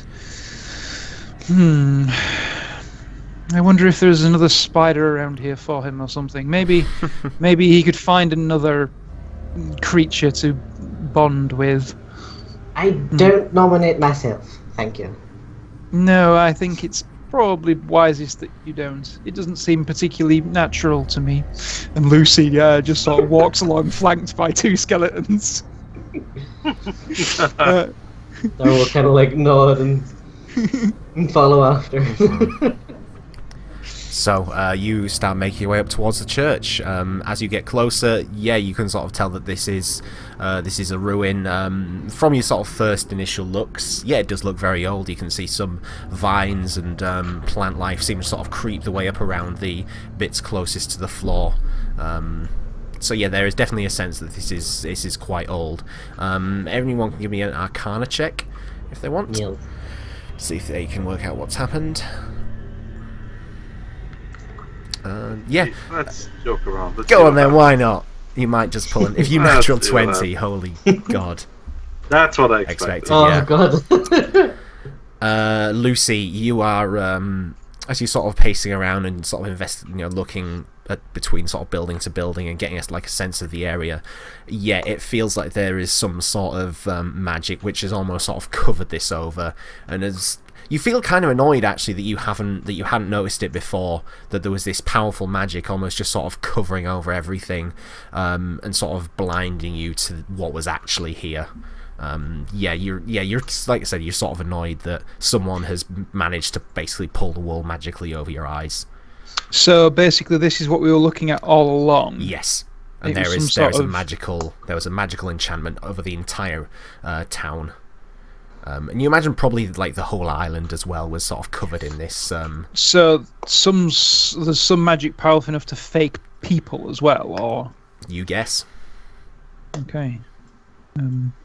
So and while after like your encounter, somewhat irksome, I think I can forgive myself for being overpowered by something of such magnitude. Well, that's it. After the encounter with the creature, you imagine that you were dealing with some quite significant forces. I'll who's with us right now? We're walking through the ruins. Seems like everybody was having a walk around and sticking together. Now I come to look closer. Perhaps this was what was here all along. Oh, server's restarting. Sorry. Together Tube was restarting. That's why the music ended. Oh, okay. Yeah, Carry on. nice soundtrack. Perhaps this was here all along. It seems somewhat troubling that it was not more immediately apparent. However, yes, perhaps something of such force was inevitably going to fool us. Yes, I guess being fooled by some sort of Cthulhian god is not really our fault. Oh shit, there is actually a car. There's a car in the background. It's a magical device with which we use to transport. Very strange. It's fine. It's fine. It looks absolutely fine. Who knows what else could have been in this? Is there a mule under the truck? Quickly check. Well, it seems there is little point in remaining here if what and who we came across were merely illusions. Still, I suppose, Narimen, you have found some form of release, even if it's not entirely what you intended. And I'll raise an eyebrow in Narimen's direction. Narimen's kind of like, all right, I'll trust. Oh, what happened to my accent there? What the fuck was that? Yeah, all right. All right then. As long as things are all right, I don't really much understand still, but sure. Okay. Well, somehow I know I can trust you, so that's good at least. Well, yes, I suppose I now have to just adjust to being able to trust you. That may take a little while longer. You'll have to bear with me. Trust does not come easy. And Luci will walk away. But for a moment, the skeletons hesitate looking at you, still crossbows in hand. And then they turn and walk after Luci. In eerie unison. Very eerie unison. And yeah, that's sort of one of the things as well that's kind of bringing your memory back. It's like, yeah, I remember those creepy skeletons. One of them was Bab, and the other had meth something. Anyway. No, Bob is the one that flew off angrily this morning. He'll be around here somewhere, I'm sure. This is Brian, and I'll point to one of the skeletons, and this is Bess, and they'll both sit there completely inanimate and almost indistinguishable from one another. They just have slightly different armour on. One of them's got, in fact, they're both wearing. I think they're both wearing the same thing. Yeah, they both look like what's wearing blackened steel breastplates, blackened steel shields slung across their back, with a scimitar slotted down behind it. They've got a quiver hanging from their hip, and carry a crossbow. But other than that, they seem pretty much identical. One's slightly taller than the other, and depending on how good your medicine is, one of them's female and one of them isn't. Norman will extend a hand to each to like shake. They They don't even look down. That's probably not necessary, but I'm sure they appreciate the gesture. Perhaps we shall become better acquainted later. Bess here is still learning our language. However, Brian understands you. She doesn't gesture to whichever one she's talking about, so you may not even be certain. Yeah, he's like... Yes. Perhaps a little extra understanding will come back to you in time. Do you... and Lucy will turn away and look at the others. Are you satisfied that we will find nothing here? And look in Dokmah's direction. Well, I don't think there's anything here to see. Is there anything here to see as we've been poking? Not really, no. There's a few, what look like there were at one point, tables or pews or things, but they're, withered by, rain, storms, they're sort of slowly degrading and rotting away. You could tell at one point this was probably, lived in. But yeah, there's nothing really of note as you sort of wander around. Everything is basically just degrading away. Wottgar, do you have any desire to remain on this dreary island? Just a quick, what happened to the secret passage? Oh yeah, looking around, you remember that in the floor of the back room there was a trapdoor leading down. You sort of go to check over that. There's nothing there. Again, you feel this is probably part of the illusion. Bloody brilliant. I have no intention of staying this cursed place.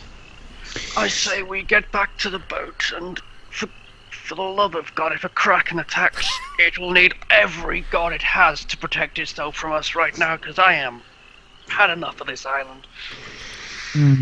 Agreed. Quite. Do you intend to find another companion? Maybe in days to come, but we'll see. Aragog was with me for 40 years. I raised him since he could fit in the palm of my hand. How?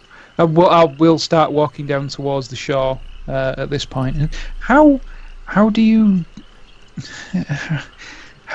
form that kind of bond with a creature?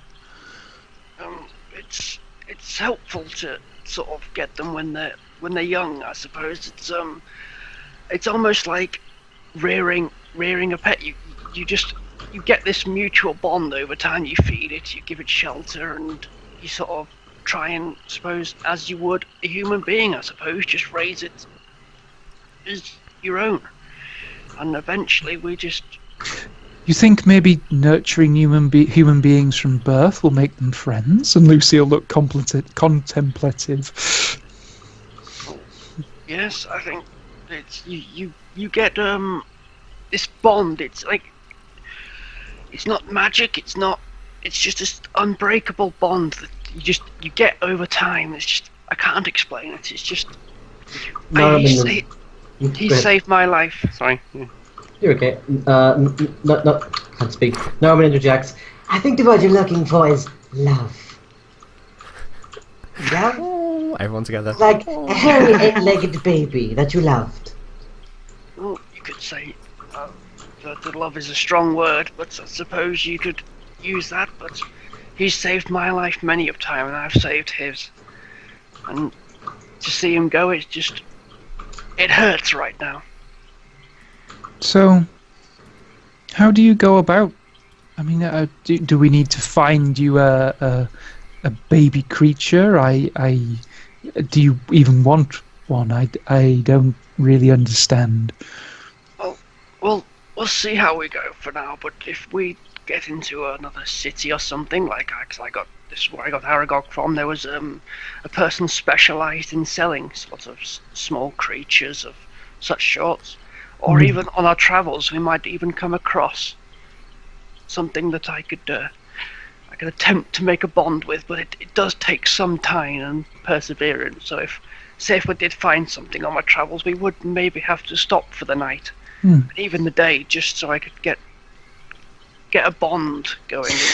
Well, I can't say I understand you, but perhaps these will help, and I'll hand him the earrings. Okay. Lucy hands out a pair of, they looked like small green gems on like a small little, what looks like a stud. Spend some time with them. They may help. They're not really my colour, but I'll give them a go. I'm sure they'll look fabulous. And Lucy will walk away. Yeah, and pocket them, put them into one of your pouches or something. Wottgar, just before you go, Wottgar looks at you in complete disgust. You have a color.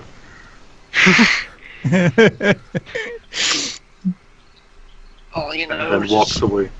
That doesn't say a word, just disgust. Narimen kind of bites his tongue. Anyone kind of nearby, like, will sort of hear him just mumble, "Yes, and you do too, Wottgar, the colour of brown." Shit. I sort of just hear this as like, and I just. He's remembering little bits of Wottgar, and so far it's not the good, the best memory so far. Wottgar, you pull out your little book, scribble, snap it shut, and push on ahead. Right, let us head to the boat. Make your way down to the coastline, how would you sort of signal the boat? It's not too far away, but just in case they aren't like paying attention. I'm going to get one of my arrows, put it in my satchel that makes a fire arrow, and fire it in their direction. Nice. One of your arrows sails up, ignites into fire, and sort of arcs up over the boat. And they see it. It seems like they see it. You can see one of them. You can't tell this isn't who it is, but you can see someone waving on the boat. After a short time, they send over. Where's the name chart? A dinghy. No, it was one of the people, but I can't remember their names. Clifton, fuck it, because he was the captain, I think. It seems like Clifton. Yeah, Captain Clifton. Yeah, Captain Clifton comes over on the boat. Says, "Is everyone all right? Seems like you've been a while." Rowing over. We have acquired a new companion, and the town that was here doesn't seem to be here any longer. And I'm not entirely sure Narimen achieved his goals, but we are ready to leave. None the better for it, I fear, but still, none the worse either. And Lucy will look with trepidation at the water by the little boat. You give sort of like a little bit of a peek in, and reminding yourself, and like it doesn't look like there's anything there, but you're a little bit cautious. So there's just apparently the stream title was still Overwatch. Oh shit. Did you stream in the right tab? Yeah, I was. I just didn't remember to change it properly. Dungeons and Dragons update. Cool. So he sort of gives you a little bit of a sort of curious look, but he helps you get into the boat. A very sort of curious and sort of wary look at the Dragonborn as the Dragonborn sort of steps along. Narimen looks at you with, again, sort of curiosity, like, is this the new friend that you were speaking about? I know you didn't have I know you definitely didn't have the Dragonborn, but I don't know about this guy. Yes, well, I can't say with any certainty, but it seems likely that this is what remains of Narimen. Well, I mean, that's not my area of expertise. He sort of scratches his head a bit, and then helps you puts it out of his mind at that point, and helps you onto the boat. And you find yourself again on the deck of the Sea Shade? Yes. Yes, the Sea Shade. Everyone on there is fairly happy to see you, helps you on, and helps you sort of stow away any gear or anything that you would want to stow away. And Clifton comes up to the rest of the group once you've sort of gotten aboard and sort of readied yourself. What about the Dragonborn? The Dragonborn, they're a little bit sort of cautious to help him up, but they see that he's with you and that you probably wouldn't have him with you if you didn't at least trust him a little bit. And they sort of help him up. And they two of them go down into the underneath the boat, and it looks like they're probably going to find some work for him. Hamilton strides up to the group, says, "Right, should we be off then, or is there anything we need to do before we?" As far as I know, I think it's just back to Falkreath, Captain. Our mission here is perhaps a success. It remains to be seen. Yes, I don't think there's anything further for us here, and it's best to be back to business, is it not? Yes, definitely. We've been away for a while. It'd be nice to get out properly fishing and see if we can make up for some lost time. Then he starts going about, getting everyone ready to sail, brings up the anchor. You set sail. Is there anything anybody would like to do as over the length of the trip? You think it'll probably take you a couple of days? Well, most of the time will be hugging the mast. Are you going to attune to your new war pick, or? Yeah, of course, yeah. Okay, so yeah, you generally just need to have it with me, and yeah, that's it. It's not particularly strenuous while things are going. Dokmah, would you like to attune to your new item? Yes, I'm gonna sit in the mast, like the crow's nest, like the entire journey, and I'm gonna sort of like hum, like very like not overly loud, but not too quiet. So it's just people on deck can faintly hear it, and it's gonna be like the tunes that I was singing on the way here. Yeah. I'm just gonna be like, but you can tell there's like the sadness in my voice, and I'm gonna attune to the item. And the rest of you probably imagine. Let's maybe leave him to his business. Luci is going to spend most of her time feeling seasick and trying not to show it. However, when she is feeling any better at all, she spends more time questioning Narimen, seeing what he remembers, partially to see if he can prove that it's him. So as the journey goes on, she'll be asking questions that only Narimen would know the answer to and things like that, just to make sure that this is person who he says he is. As usual, I'm not going to get any sleep on the boat. You get enough to cope, but not as much as you would like. Yeah, so on the boat, vomiting is always a realistic concern. But if she does manage to grab a few hours of anything while everybody else is asleep, it will be reading, doing some more research, and continuing with her efforts. Okay.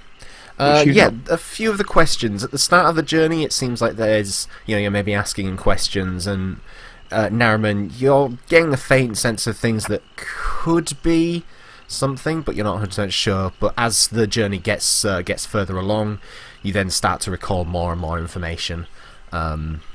You're still not exactly able to remember or know how you came to be where you were at that point in time.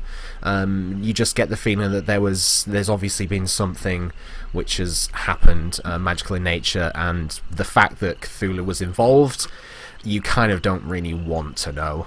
You know that you're alive, you're here, you are yourself, and that's sort of a comforting thing to know. I'll convey that to Luci throughout the journey, just sort of saying that it's coming in drips and drabs, but nothing really massive and anything to do with like Cthulhu. Well, that's very good to know, Narimen. Lucy just it looks like she's very uncomfortable. She's a little green. Yeah. Does Narimen remember the time that he spotted that she really doesn't like water? Give me another intelligence check. Though I mean it's fairly obvious at the moment, but yeah, it's not fairly obvious. Damn it! I want a performance check. Okay. All right, fair enough. Yeah, performance check then. Performance check. Performance check from. Deception, yeah, which would you prefer? Doesn't matter. You don't really remember, Luci. If you want to give me a performance, then. If you're trying to sort of pull it off that you're not, that you're fine. Yeah, not bad. Yeah, I mean, if anyone was really bothered, they can maybe give me a deception check. Not Narimen though. Anybody else in the party? Yeah, because you don't remember. I don't have time. Even though I'm up there, I'm gonna look down there. I'm gonna do it. You give me a deception check, yeah. It's surely it'd be insight. Deception's to. Sorry, yeah, no, insight. Yeah, insight was what I meant. Yeah. There you go. You get to re-roll, Chris. Thank me. Yeah, insight. Sorry, that's my bad. Yeah, looking down, it looks like she's doing a reasonable job at sort of holding it back, though some of the sort of mannerisms are kind of, out of place a little bit. So she looks a little bit worse for wear, but not super hugging the side of the boat constantly. Yeah. So Luckily, the entire of the journey goes uneventful. At points, some of the men throw out nets and pull up a few fish. Not a massive amount, but it seems like they've got enough that they might be able to make a little bit of money off this venture. And after it's sort of close to the it probably takes a day longer than they expected. It comes like the morning of the third day, and you see the very friendly, very homely-looking shores of Falkreath. There are plenty of boats in the harbour, and it seems like the dockway is a hubbub of activity of all kinds. The captain Clifton shoals up the boat, and then like half an hour gets you unloaded off the boat. Sends a couple of them on land to sort out some business things probably, and then sort of disappears off like underneath the boat to deal with some things. But he says, you're free to go. We'll keep you updated on any business ventures that we happen across. Excellent. We won't call on you for this month's profits. Use it to pay for the journey and the time we took out of your day, Captain. Take care. Thank you very much. See you again. Gives you a little bit of a salute and watches you walk off down the shoreline. As you start getting closer towards because the actual docks, spread out quite deep into the water for the bigger ships. As you get closer to the beach itself, you notice that there's like a rocky formation, sort of aside from like the main thoroughfare, and on it there's like a sort of a mossy, seaweedy kind of formation along the top of it. Is this new? It's not necessarily new. It seems like there's just something which seems like odd about it, slightly out of place. Like none of the other rocks seem to have this sort of mossy formation on them. How far away is it? It's not too far. I mean, it's sort of along the beach, sort of off to the side. So it's on the shore? It's on the shore, yeah. Okay. Sort of leaning up against... well, not right leaning up, but sort of looks like some of the walkways sort of built along it. There's a walkway built along it? Well, like the dock, the actual like walkway for the docks. There's one. So it's in the city? Yeah, it's still in the city, like on the shoreline where you are. Right. And so are we docked? Are we? Yeah, it's docked. Yeah, we're on the shore now. Yeah. And we're stood at the docks. Yeah, as you start working your way in towards like the centre of the city, as you pass by like the beach section, you notice this sort of rocky formation with some sort of algae-like stuff on it. Dokmah, you're quite good with navigating. Do you remember that on our way out? And I'll gesture in some direction. You remember the rock, not necessarily the sort of green fungus-like formation on the side of it.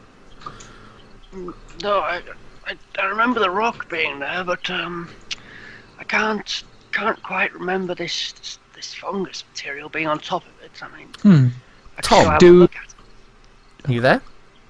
Oh, oh, hello. You? Yeah, Tom, you hear the very faint murmurings of some voices. It seems like they're getting a little bit closer to you. You can't tell who they are. They don't sound familiar at all. But it seems like something is sort of walking in your direction. Do I know anything about this green fungus-like growth? You can give me a nature check if you want. Cool. I do the same. Since I will. Look. Yeah, I will just help Dokmah rather than. Yeah, sure. So you have advantage on that. Meanwhile, Narimen's got a sling like.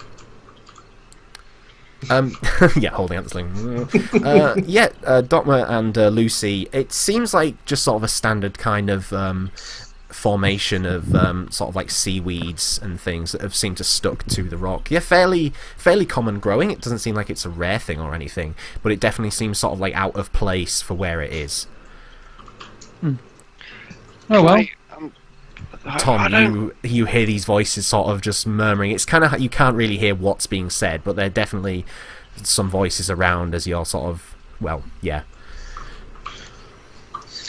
I suppose the sea has seaweed, and I'll just turn up and head towards the city. Okay, you hear one of the voices disappear off. Hello? Hello? You hear the rock hello? talking to you. Hello? Lucy, come back. The rock is talking. It can't be the rock. You stand here and listen. It's going hello. Just at that, my head pops up just above the rock. Yeah, out of the sort of green mass attached to the side of the rock, you see a face pop out. Humanoid looking, sort of a greyish bluish skin, kind of pointed ears, not like an elf pointed, so sort of like halfway between like an elf and human's ears. Dark hair in like a kind of like a handlebar type mustache beard combination. Looks like there's flecks of like a fairly bright, vibrant orangey browny colour, but the majority of it seems to looks like it's fading a little bit into greys. The eyes look friendly enough, but confused at the moment. Kind of like the person has just woken up slightly. Hello, fellow travellers. Greetings. I'm just kind of ignoring the thing talking, and I'll just turn to Narimen and go, "What is that?" And do I actually recognise it? You can give me a nature check as well again. Yeah, I'm adjusting everybody's webcam. Okay. Because they've all moved. I'd like to do one too. Yeah, sure, if everyone wants to give me nature checks. It's a head. So what's that? Wottgar doesn't need a check because he says this is... It's one of those Cthulhian fish people. Let's get them! That's a good thing that Luci rolled high. Yeah. Lucy, this looks like a fairly old, not like ancient, but certainly sort of above middle age furbolg. No, Wottgar, you don't need to smite it just yet. I think it's a furbolg. A kobold? A furbolg. It seems to be covered in sea slime. However, what are you doing down there? Oh, yes. Sorry. Let me just get up. You just see like a staff coming up above. It reaches up a few feet above the rock, and then you just see the man just rising very slowly to his feet. It's coming up about 7 feet tall at this point, so quite larger than you may have expected coming out from behind this rock.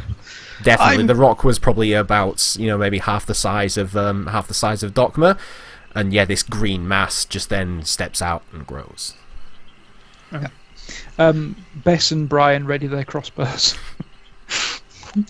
Wait! I'm friendly, I think.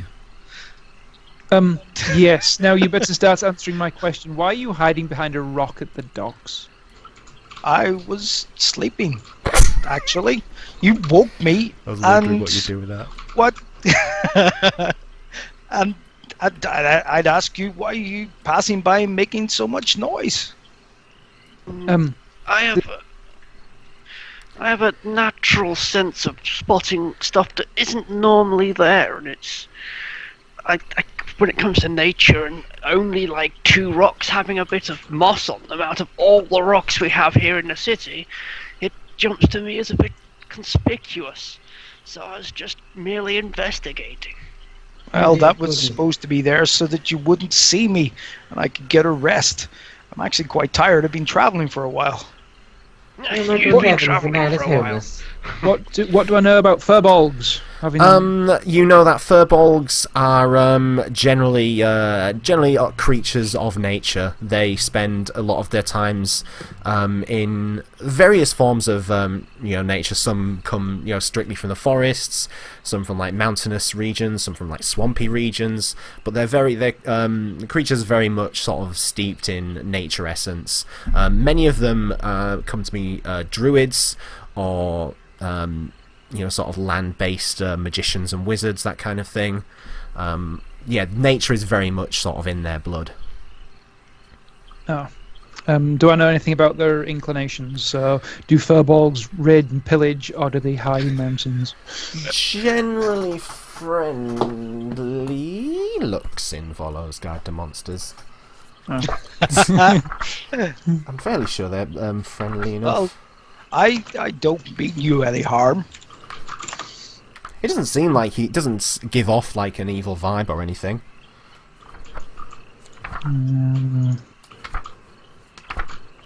No, well, yeah, Chapter yeah, races. There we go. Just Yeah. look at the sheet. I think I've seen these before. Generally good or neutral characters. There are evil furbolgs, but they are a rare occurrence. Right. They have a fake ancestry, though. That's important. Well, far be it from us to disturb your rest. Please go back to snoozing in your sludge. We'll leave you to it, I suppose. Are you sure there's nowhere nicer you'd like to? You know what? It doesn't matter. We'll go this way. Wait, Well, I was quite comfortable here, but you've woken me now, so I guess I'm awake. I may as well get up and stretch my legs out a little bit. This blue kobold man could be Dokmah's new friend. I don't need a man to be my new friend. Thank you very much, Narimen. He can make an excellent friend. I mean, he's only got 2 legs and 2 arms. That's certainly an improvement over double the amount in my books. He's less hairy. He's covered in slime there. Sort of waves his fingers a bit and will just try to prestidigitation away the slime a little bit. Yes. I'm sorry about that. Yes, And just give a gotta little brush it something. off myself. Here, and here, and here, and here, and sort of like waving his hand a bit to sort of slice it away a bit with a magical wind on it. You should know that sleeping here is against the law. It's in the city. That's what inns are for. Inns mean no matter to me. I have no preference when it comes to inside or out. I'll sleep pretty much anywhere. Yes, that does seem rather apparent. Do you often sleep on slimy rocks? On them, in them, around them. I'll sleep pretty much anywhere that need be whenever I'm tired. Normally, I'm not so rudely awoken. Yes, Why well, I have my own tent and sleep in the forests. Well, that might be something to do with the fact that you look like a bear. And they usually leave sleeping bears lie, as they say.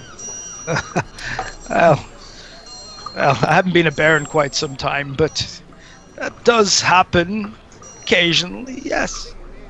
Yeah, I have a vague memory of being a monkey, so I know you're coming from, dear. Thinking of past life, I was a giant gorilla. you can be a bear. Well, that's a curious can't ability. If I so choose, but it takes a certain degree of skill. I did not expect to find such in yes, whatever you are. I'm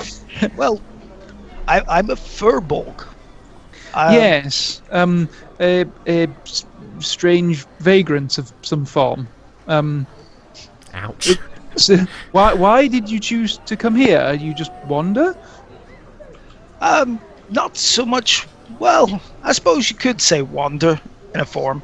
I've come seeking knowledge, answers. Oh, you'll get along just fine with Luci. She's always seeking knowledge ahead in them damn books. Oh, Yeah. You've read books? You can read? Yes, I have quite a collection.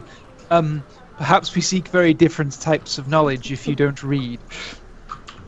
Oh no, I do read, but I just didn't think you were all old enough yet. Normally we don't teach our folk to read until they're about 30, 35. I'm at Yes. least 90. I have been reading it. for I have been reading for years. Yes, and I'm 302 years old. Nice to meet you. Yep. 150 You're over here, mate. 302. What? Luci will No, look no, over at Narimen. not a day over 20.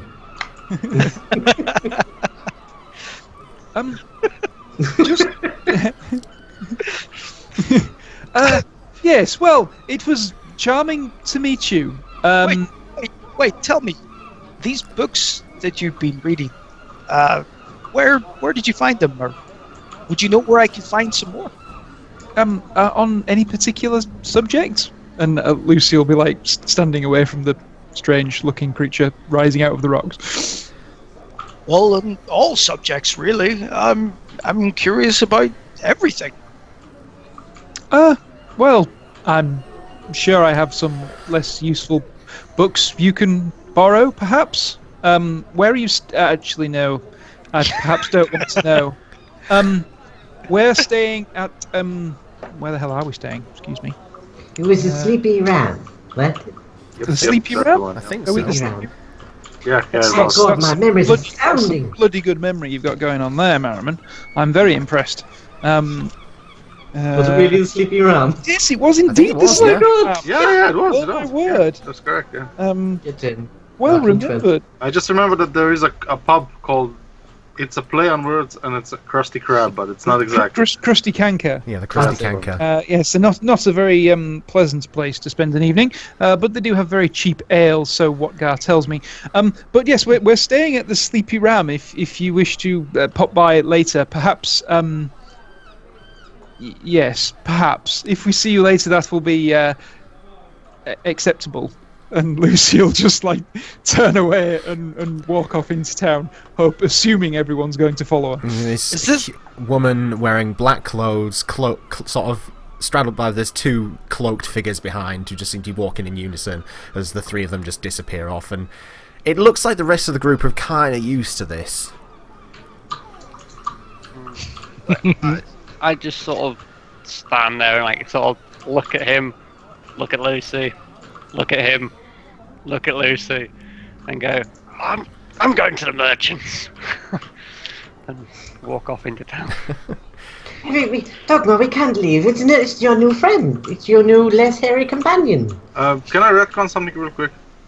I shared my gold loot that we found. Oh yeah, who are you sharing that with? The rest of the party, or? Yeah. Yeah, Just so split that up as you want. So it's 30 gold, so... Just hold on to it for now, Yeah. because we can. Okay, We can I always have it split written if we down, need but it. I'll forget by the next session. Yeah, that's all right. We'll forget to write it down or something. If you've got 30 gold, I'm sure we can get access to it Yeah. somehow if we need to. Yep. But thank you So for sharing. who's still around here? Who's It still here? seems like Narimen still and there. Wottgar. So a half-elf in quite bright-looking, gaudy colours, looking very happy, very smiley and friendly looking. And then next to him, slightly shorter, a bald, bearded dwarf wearing chainmail. Yeah, Yeah, chainmail. heavy kind of chain. Yeah, a shield sort of strapped to one arm or maybe strapped to his back, and this sort of nasty black-looking pick, like a nasty-looking implement. Okay. So I just kind of look at the two of these and come a little closer, friends. A little closer.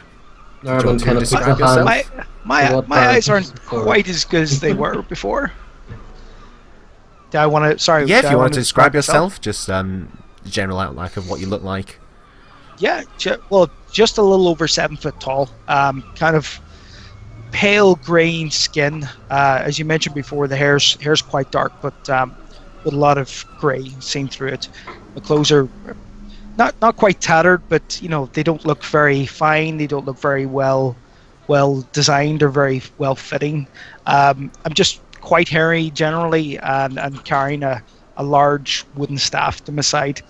So basically just the colouring of my clothes all seem to be quite kind of brownish, very earthen toned. Part of the reason why it was so well hidden in below the wheat, and I guess just very very kind of reddish nose, looking almost as if I'd been drinking quite a bit, but not really.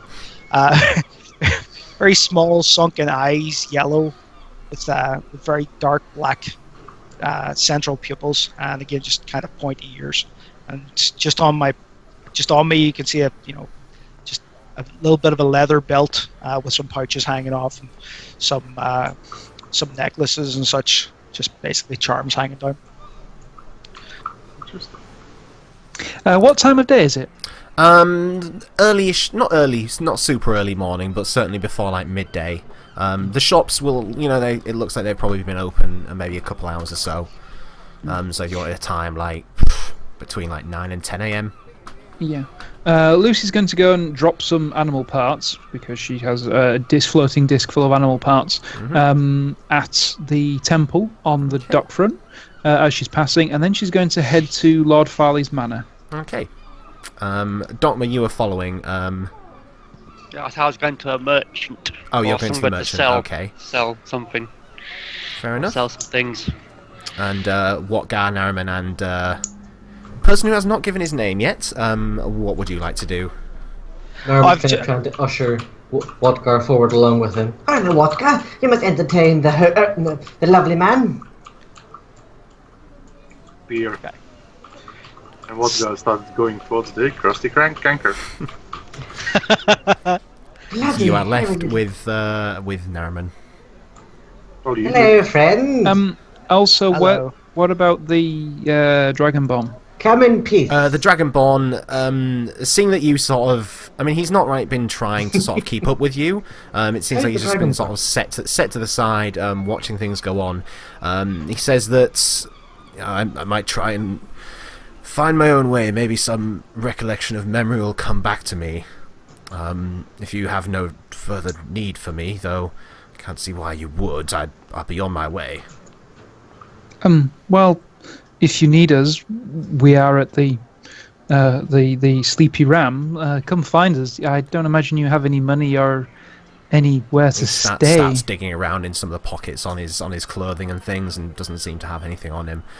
No, I feeling I may be starting from scratch, so to speak. Wander and see what you remember, but know where we are, for leaving you abandoned in this town does not sit well with me. Very well. Go and see what you may find, and return later. Perhaps you can join the crew of the ship, if you know anything about sailing. I'm pretty sure they would love to have our Don't know if I have knowledge of anything, really, but if I'll spend a bit of time in town, see if something comes to me, and... Speak with Captain Clifton, see if he can use another hand. But, who's Captain Clifton? The gentleman you just spent 2 weeks on, or 2 days on board a ship with. The one in the captain's hat. Yes, of course, who would probably have already introduced himself. Yes, he would, yes. Very well, actually, I think, Master Dwarf, I think I might join you in the tavern for a drink or two. That seems a good idea at this time. And the two of you disappear off towards the crusty canker. Tom and Narimen. Narimen kind of like sits on the edge of the dock and sort of like stares at the... He's going to keep calling him a kobold because he just doesn't understand what the hell a furbolg is. He knows what a kobold is. It sounds similar, so... Yeah. Well, perhaps I can help you with that, friend. Just kind of lower my head a little bit as the two of you are getting closer, and just kind of close my eyes. And it's almost as if I'm whispering something in a way. And I cast a spell at this point. So it would be Charm Person as a level 2 spell. Okay. I think there's a wisdom save for that. I think. Probably is, yes. Yeah. I can't remember what your DC is yet. Oh, probably higher than that. Yeah, I think you want a 15 or a 16? Me? Sorry, your save DC. So if you go into your spell book. How much? Just tell me how much wisdom you have, and that will be enough. Oh, I have 19 wisdom. Then it's 15. Yeah. So he sort of gestures sort of in your direction, ushers you closer a little bit, and you feel. Yeah, you feel like this guy's cool. This is a cool guy. I like him. I like his beard. Yeah. There's almost this aura of friendliness emanating from him. God fucking damn it! Well, I hate to do this, but I can't really trust many people these days, and friends are hard to come by. So, in my search for knowledge, I sometimes have to do this. Your friends weren't exactly very open to the idea of such a strange person, so I'm hoping the two of you can help me in some way. It's perhaps just Narimen well. At this point. Wottgar's gone off with the Dragonborn to drink. Alright.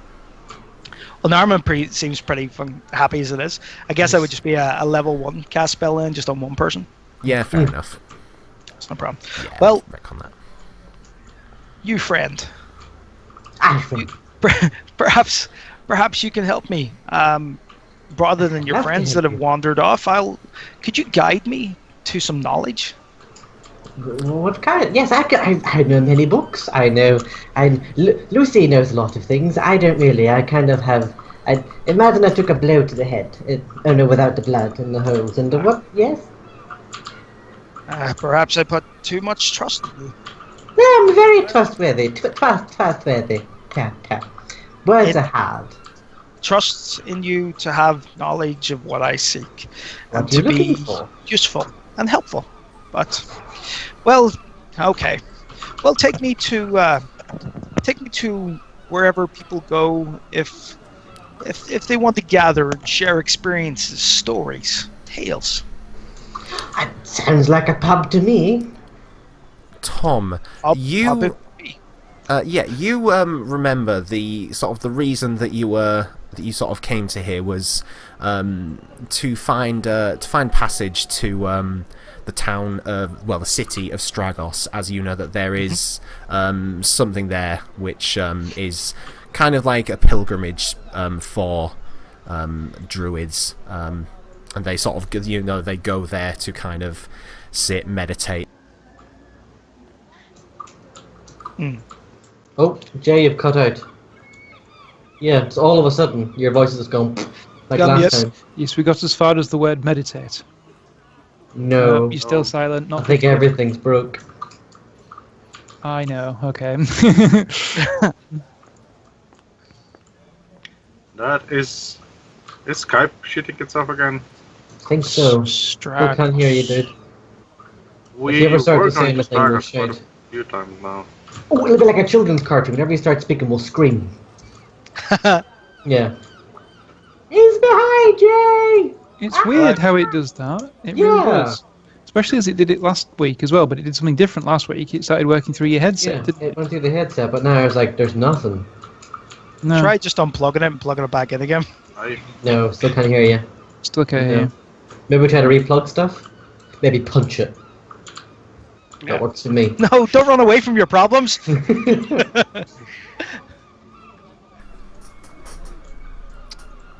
Nope. Oh, but your portrait lit up, so maybe something got picked up. Scream really loud like last time. Yeah, scream really, really loud. Yeah, just do something really loud to see if it's actually picking up anything. Hello? Yes, Yeah, we heard yeah, that. you got me. Hello. It Yeah, sounds like it's from your headset, though. It could be from my headset. Yeah. Am I I don't am I know. too loud? No, you're you're quite really quiet. quiet. I'm not sure Maybe what like I can... adjust the mic a little bit. Yeah, if it's anything like last time, your snowball continued recording even though we couldn't hear Yeah. you. Oh, good.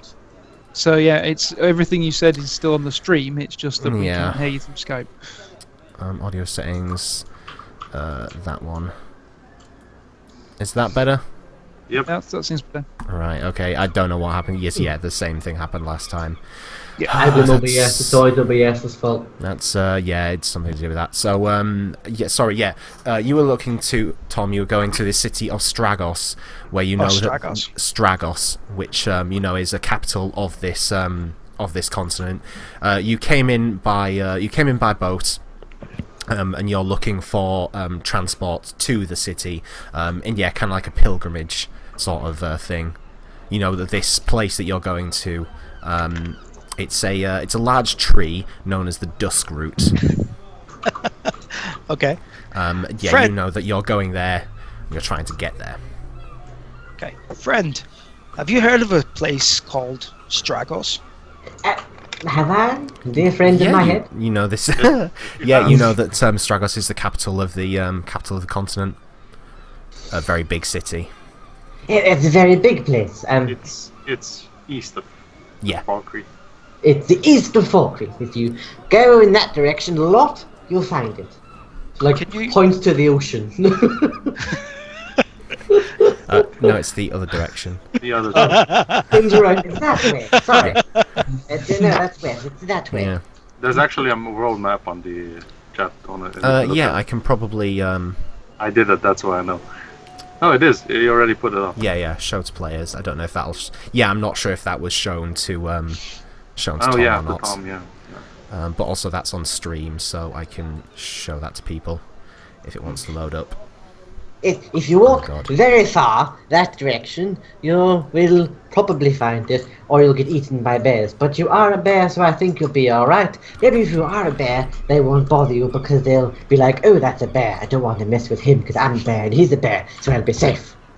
Well, by all means, friend, if you can come with me, guide me on my way, I'd be greatly appreciated. How long does John person last? Yes, I'd love to go with you as you are my friend.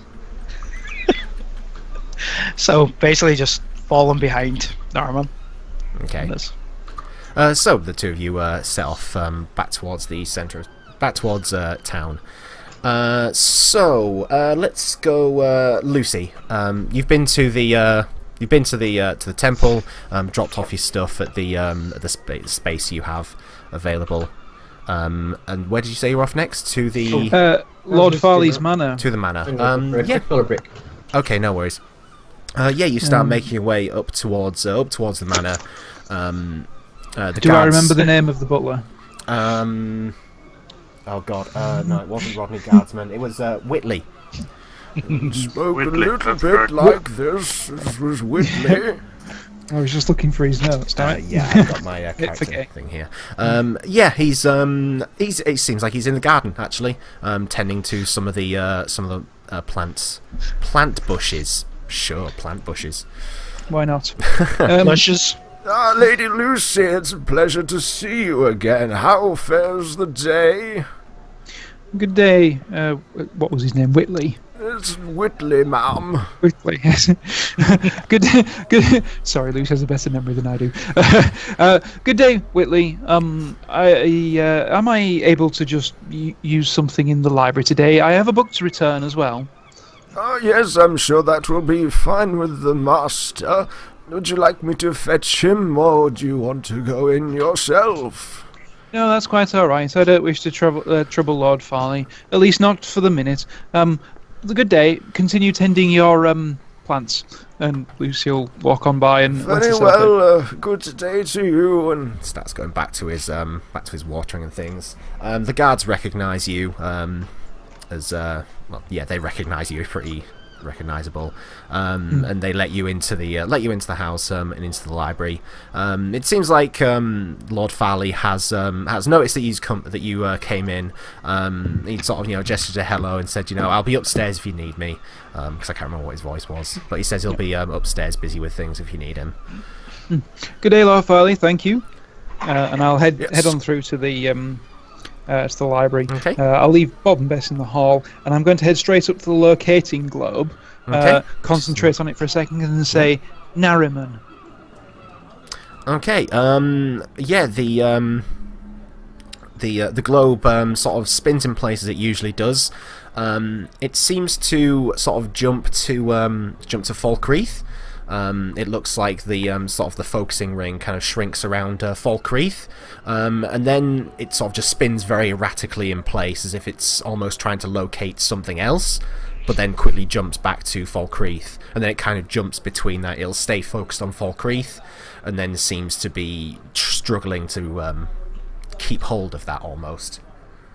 Okay, so it stops on Falkreath and then kind of jumps somewhere else. Is there anywhere particular it jumps? That's it. It's not stopping at another place. It's kind of just sort of spinning in place, juddering around, seeming like it's trying to find a location, but struggling. But then it focuses on Falkreath. Curious. I'll return my book that I borrowed from the library, take another I was interested in, slip it into my pack, and with my newfound knowledge, head back into the city. I would also like to visit Rishk in the Temple of Reorx. Okay, yeah, sure. You start making your way off towards there. Dokmah. Yes. Sorry, I see you're eating. No, it's fine. Merchants. What are you after? What is it you're looking for? I'm sort of looking to sell some stuff, really, and all right, what are you looking to sell? Well, across my travels, I've come across this fancy longsword. It's got a little bit of a red gem at the bottom. It looks like it could have been worth something, or because I'm not very good with such long swords. I'm more of a bow person myself. And yeah, you I mean, you remember? Fuck, I'm having to come up with all of these names again because I've forgotten them. Hendel, I think it was the name of the blacksmithing school. Oh yeah, Hendel. Yeah, you know that would probably be the best place that you think you could personally go to deal with like weapons and arms sorts of things. It seems like when you get there, he's in the middle of teaching a few younger males and females of just some techniques and things, and you can hear his sort of like quite loud booming voice. No, don't swing like that, you stupid boy! It's way too hard. You'll ruin the material. Well, before I leave that place and go to him, I'm like, well, if you're not interested in the sword, well, perhaps you're interested in a bloodstone. Oh no, yeah, sorry. He's the place you would probably go to sell weapons. Okay. Yeah. Okay, fair enough. But yeah, it seems like he's in the middle of teaching some people some things. Is there anywhere that I can go to sell like the bloodstone? Oh, I mean, you can stop him. Sort of tap him on the back, say, "Hey," if you want. Yeah. Excuse me, sir. Do you have a minute? Yes, it's memory escapes me. Is it Dokmah, isn't it? Yes. Brilliant. Right. Yes, I remember you. Yes. Where's your spider companion? You didn't used to. He's no longer here. I'm afraid. Well, I'm extremely sorry to hear that, and he sort of taps you on the shoulder with quite a firm, sort of like a firm pat. Is there anything I can do for you today? I was hoping that you might be interested in a few items I've picked up along the way. I can certainly have a look at them for a friend. So I've got this longsword I've picked up. It's got this red gem, and it's at the bottom. It feels like once upon a time it had magic in it. I mean, it doesn't now, but maybe you could take a look at it and maybe... Yes, and he holds out his hand.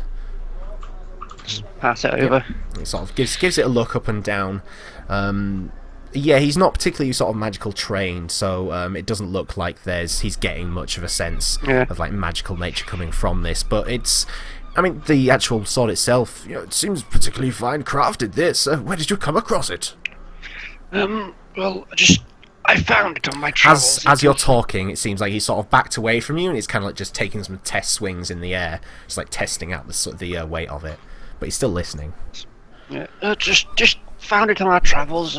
Found a few things, we run into a few not very nice people, and I suppose we could just leave it at that, really. I mean, would you be interested in maybe purchasing it from me? He gives there's a little bit of a wait, as it still seems he's kind of like just sort of testing out and swinging it around.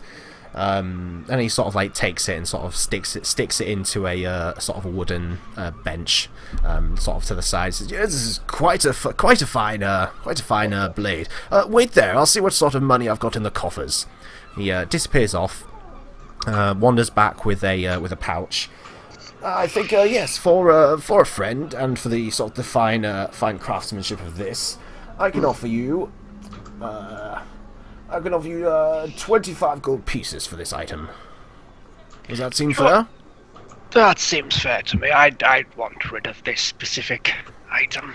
Very good, and he counts you out 25 gold pieces. Picks up the sword again, gives it another couple test swings, and it looks like he reaches up to the side and pulls out a scabbard and sort of tests it in it. Seems to fit. Yeah. Obviously, if you still have a moment of your time, I have 2 bloodstones if you're interested in buying them, maybe.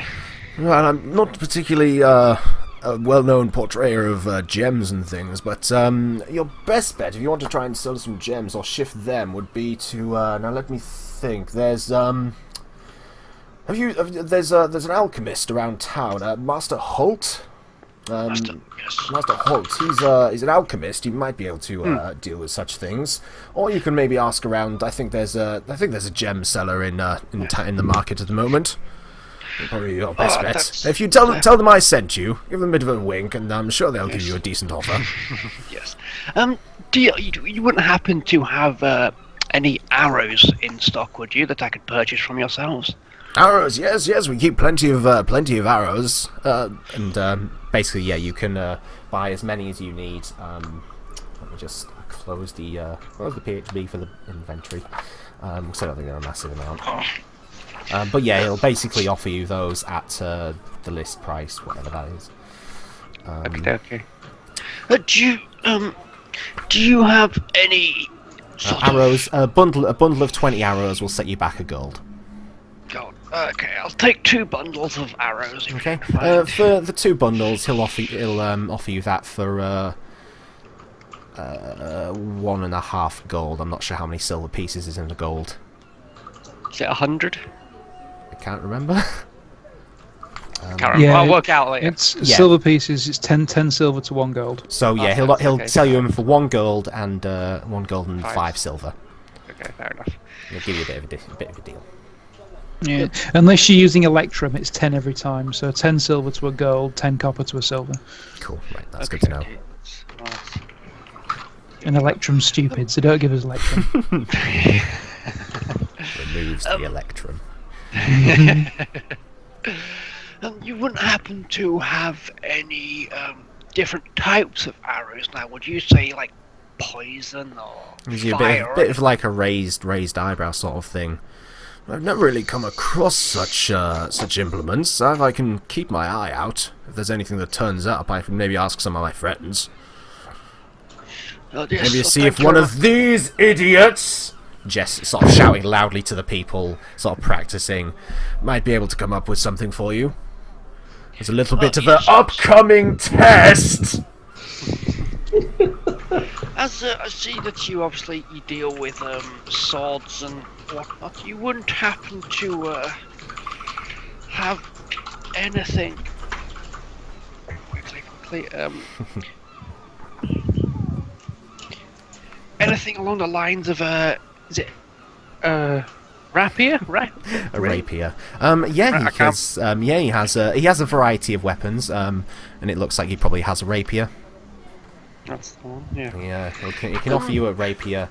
He's already given you a good deal, so it would probably be at the list price for a rapier. Yeah, like 25 gold. Yeah, if you wanted to buy it. Yes, I'd quite like to purchase that from yourself, if you don't mind. Yeah, he rushes into the back. Well, it's not really rush. He sort of browses through a little rack of weapons and pulls off a reasonably fine-looking rapier. There's it's like a segmented handle, sort of covering the hand, and then obviously you have a long, thin blade.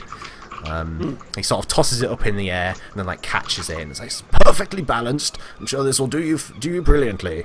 And yeah, whatever the price is. 25, did you say? Yeah. Yeah, cool.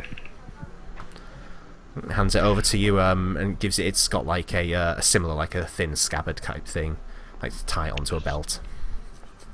Well, thank you very much. I won't keep you from training these people up that you have here. I see them in much need of your training.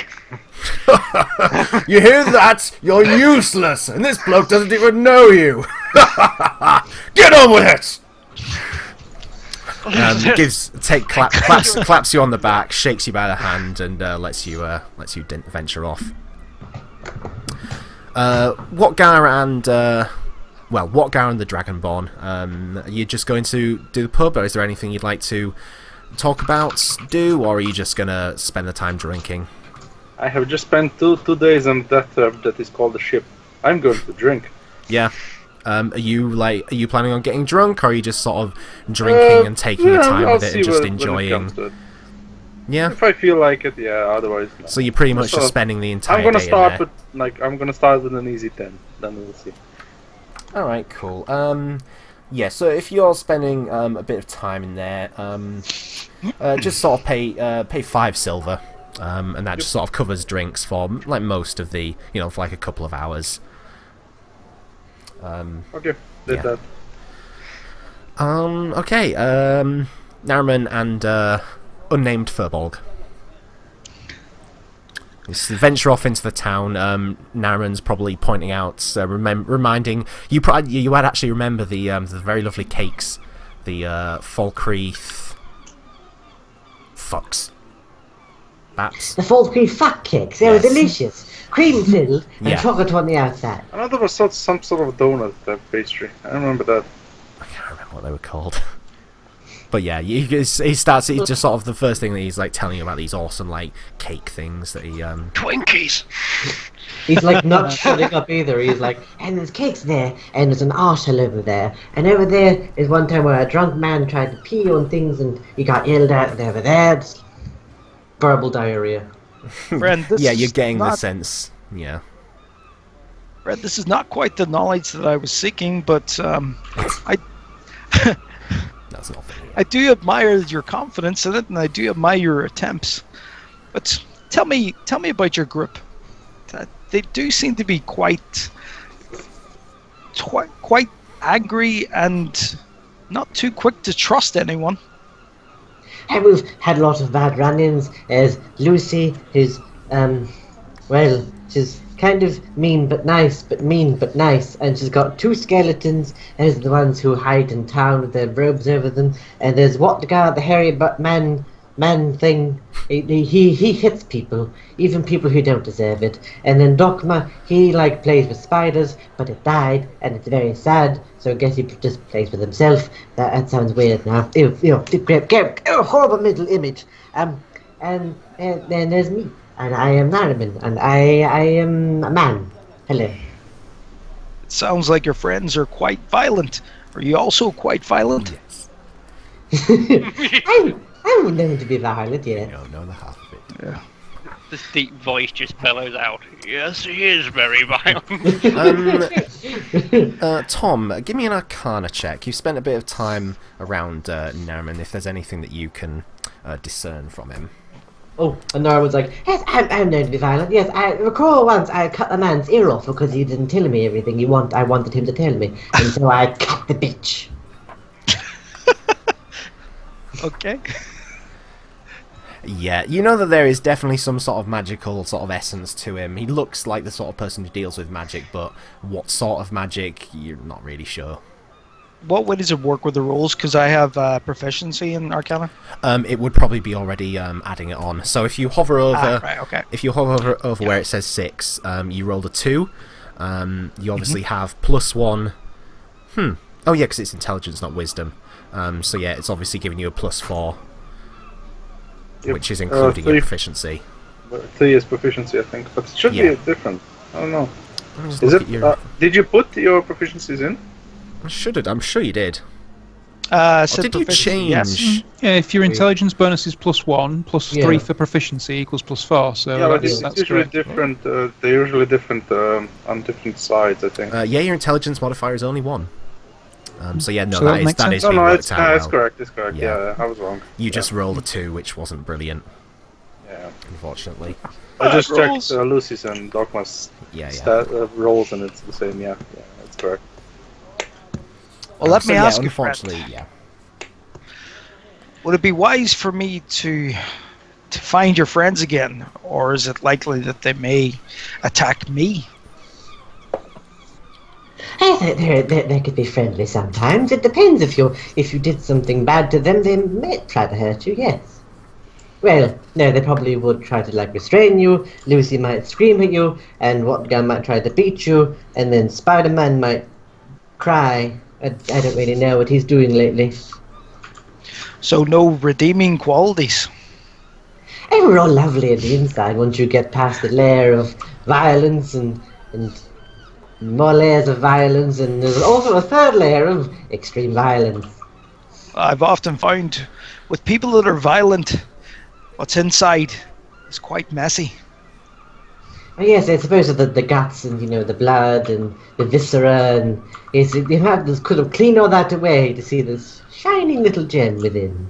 Yes. Well, I'm not normally a violent person, but what I found on my travels is quite a few people I've come across have had a tendency to strike first and ask questions later. Yes, those guys are assholes. Yes. And are you an asshole? It's a matter of perspective, I guess, in the way you could say I'm an asshole, but you could also say I'm not an asshole.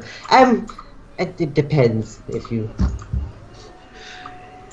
You seem to be a strange fellow. Can't quite make up your mind on what you are.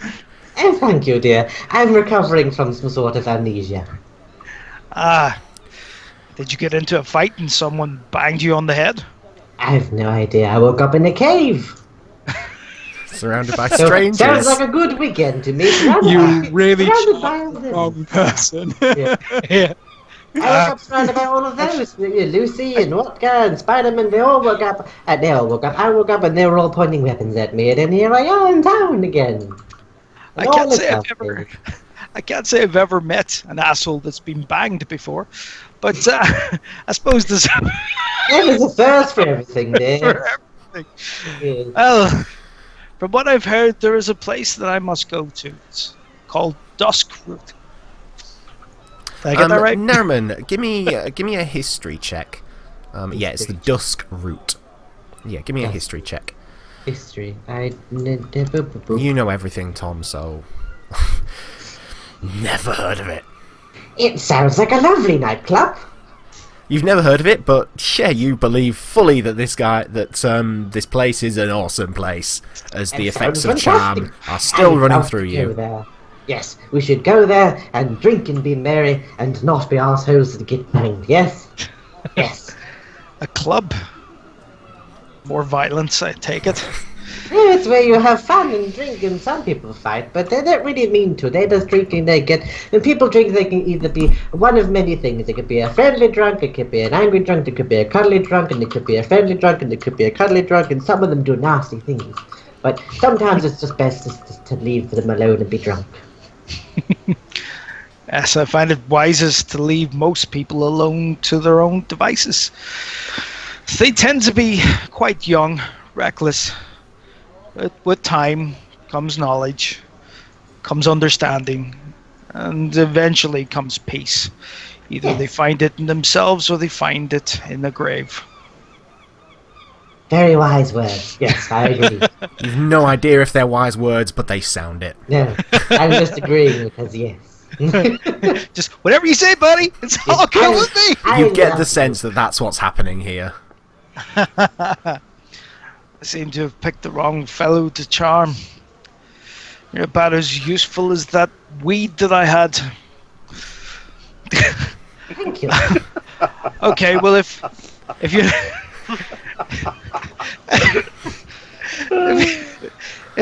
Welcome to D&D.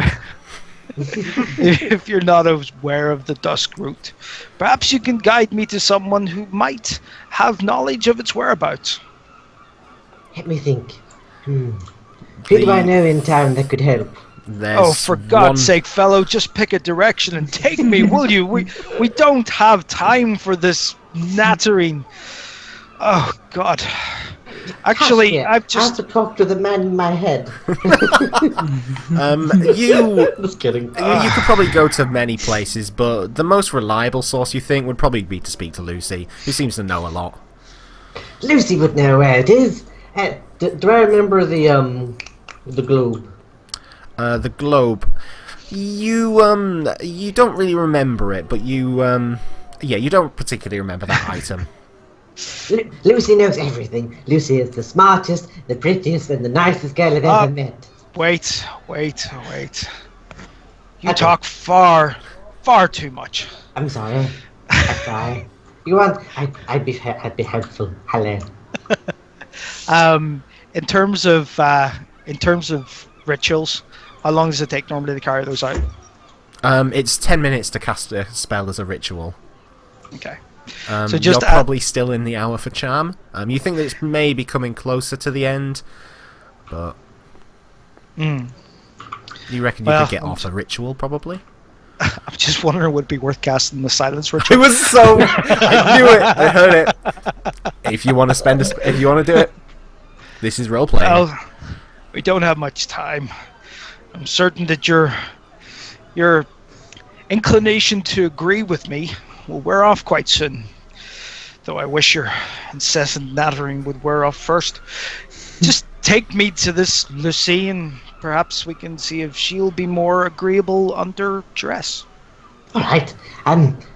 Whereabouts did Lucy say where she's going to go, or she just walked off? Do you think Lucy would have told you where she went? No. I don't actually know where she is. I'd imagine she's probably cozy up somewhere with a glass of wine and a book and what? The two of you give me an investigation. Narimen, give me an investigation check with advantage because you have a second person looking out with you. Boop. Oh! Nice. Yeah, you remember as you're sort of asking around, you seem to be asking like all the right questions. They said, "Yep, she went up to the Farley Manor." And they direct you up there. You're really scary, lazy. Like the first person you asked is like, "Yep, went that way." Did you not notice him? That way. So Lucy's pretty noticeable walking through town. Yeah. So are you going to make your way up there? Yeah. I'm leading them to Lucy. Yeah. I'm just round here. Before I leave Farley Manor, I've just remembered something. Just before I leave, when you come back to me, we'll go. Yeah. Come back to you? Oh, cool. Cool. Right. Yeah, I was just going to say, they're going to head their way to you. Dokmah, is there anything you wanted to do into town, or do you want to try and find your way back to the pie? I wanted to sell my bloodstones and maybe see if there was any sort of bounties or stuff, like things that are out for people that have. As you've been walking around town, there haven't been any particular like job boards or anything. But you know that the Hunter's Lodge, which is where you will hand your bounty in Stragos, you know that they will have lots of work there for you to do. Yes. So yeah, I'm just go find that gem person in the market and then see if they're interested in buying my bloodstones. For ease of it, do you want to? I mean, I can't remember how much I said that they were. 50 gold pieces. 50 gold pieces. Do you want maybe try and barter, or do you want to just take the? I'm happy to sell at 50. Cool. Yeah, you find easy enough. There's someone in the marketplace who will be able to buy those off you. Awesome. It gives you so the price of that. As Tom and Narimen, as you were walking up towards the to the manor, you see Dokmah. Seems like he's just finishing off with some business. Look, Dokmah, but I don't care. We're going to get Lucy. And Dokmah, you see the two of them wander up. What are you doing? Do I react to him, or does it matter? You can react to him, yeah. Yeah, I'm gonna say, the effects of the charm just sort of start to slowly die off a little bit. I'm taking my new friend to see Lucy. Why was I doing that again? I know I've been charmed, right? You know that you've had something cast on you. Dokmah, help! He's trying to cast spells on me! Help! Help! Police! Police! Help! A few of the guards around the marketplace look like they sort of put a hand on their belt, look around at each other, sort of gesture in your direction. Just calm down, Narimen. We'll sort this. I think you should just come stand over here, and I think. False alarm! False alarm! You just keep your distance there. Ah, yes, lovely idea. I think you should just follow along with me and be lovely and quiet until we can sort all things out, and I'm going to cast suggestion on him. This is not how this works. DC 15 wisdom saving throw. You're going to come along with me until we sort all of this out. Sorry, what was it again? Suggestion. Well, that might last a while. It's a total of 8 hours concentration. Oh god, you natural one on that. Yeah, it seems like the suggestion has taken hold of you. You chose the weirdest and the wrongest person to do that to. Yeah. Probably the most mentally unstable person. So, what course of activity are you issuing? I suggest that he's going to let us come along with us until everything gets sorted out. Certainly. Just follow along with me. It's just instant role reversal. Yep. Okay. It's just like a glazed look over his Everything eyes. gets solved by magic, by making him my friend. Now, we should go to Lucy and sort all of this out. And looks to the kobold. I'm still going to call him a kobold. Yeah. Yes, I am a kobold. Come along, dear. Come on. You make your way up towards you make your way up towards the manor. It seems like Whitley is there, still on with the flower beds. Master, you're not Master Narimen, are you? Of course I am. Don't you recognize me?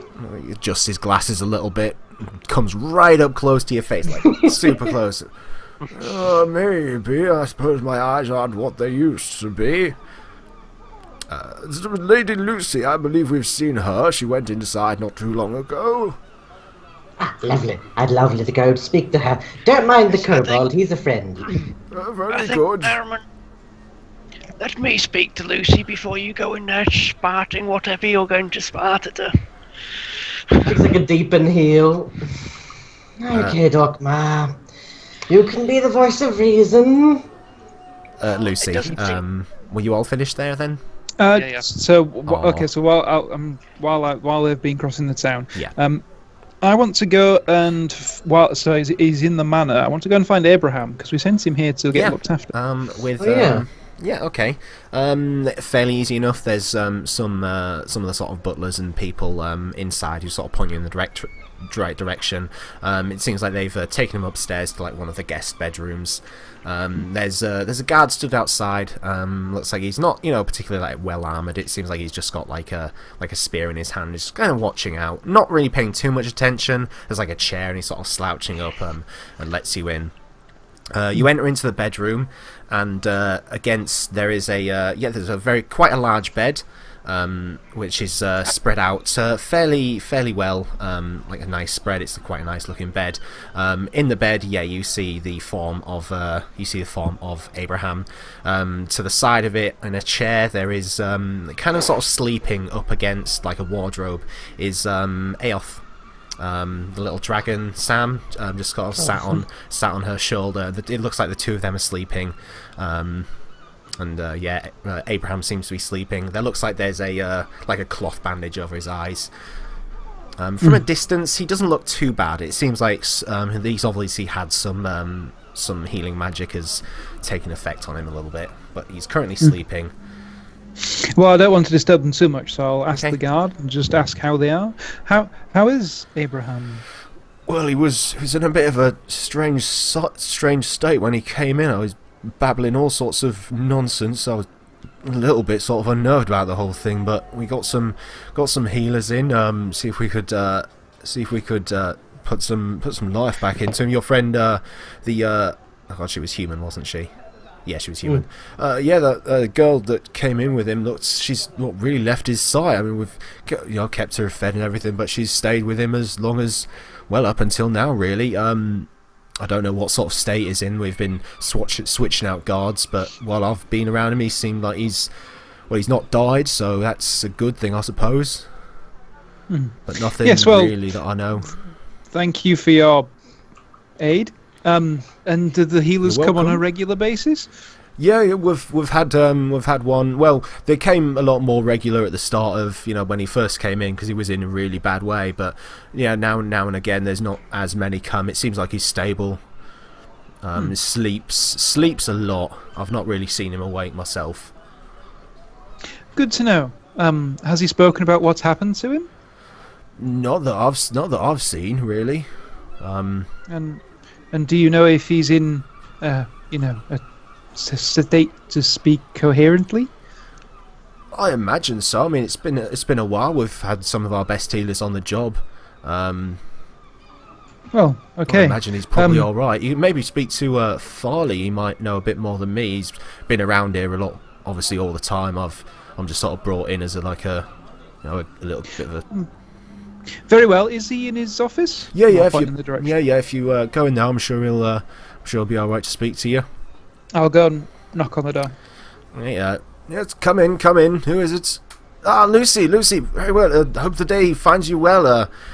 I was quite shocked when your friend brought Abraham to us. He was in a terrible state.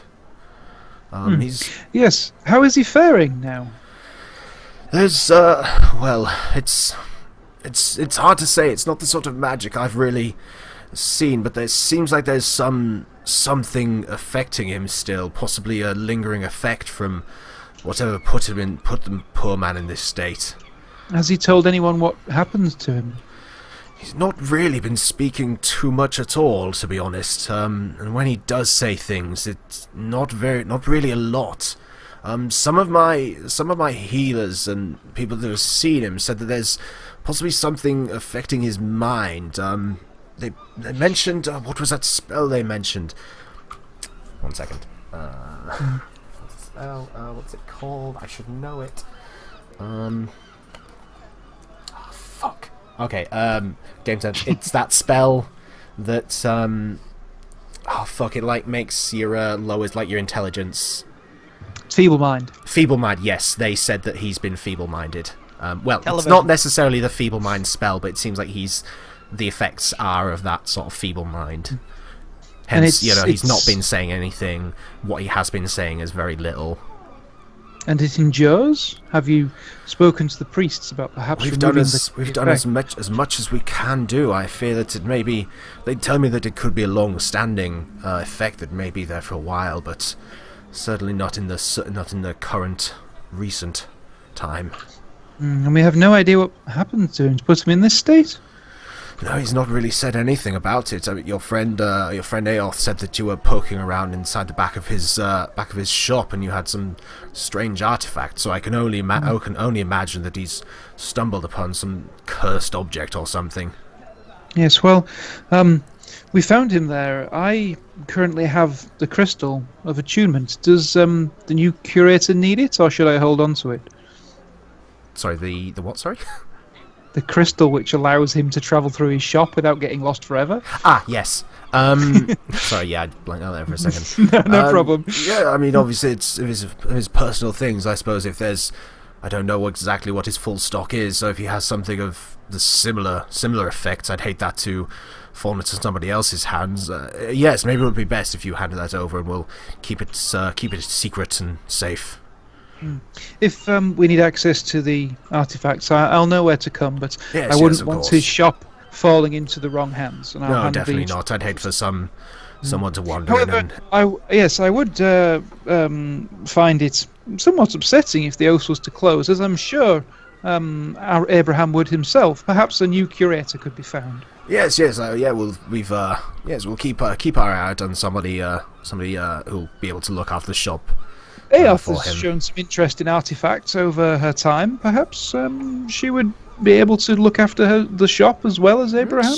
He gives his apparently he has a beard. Gives his beard a little bit of a stroke. I can certainly pitch it to the girl. It seems like her main focus has been on keeping care of the man while he's been here. She's literally never left his side. I'll certainly pitch it to her. As he recovers, perhaps healing his business would also heal his mind. Yes, it could possibly be. We'll keep an eye on it. Thank you for your concern. Yeah, sure. You're quite welcome. I wouldn't want to wake them. They appear to be sleeping. And thank you for the loan. And Luci will show a book that she's taken from the library. Gives you a simple nod and says, yes, you're more than welcome. We may be heading to Stragos some point in the future. I do have this letter of recommendation from you to take there. Is there any business you wish us to convey, or is there any urgency on the return of this book? I don't want to inconvenience you.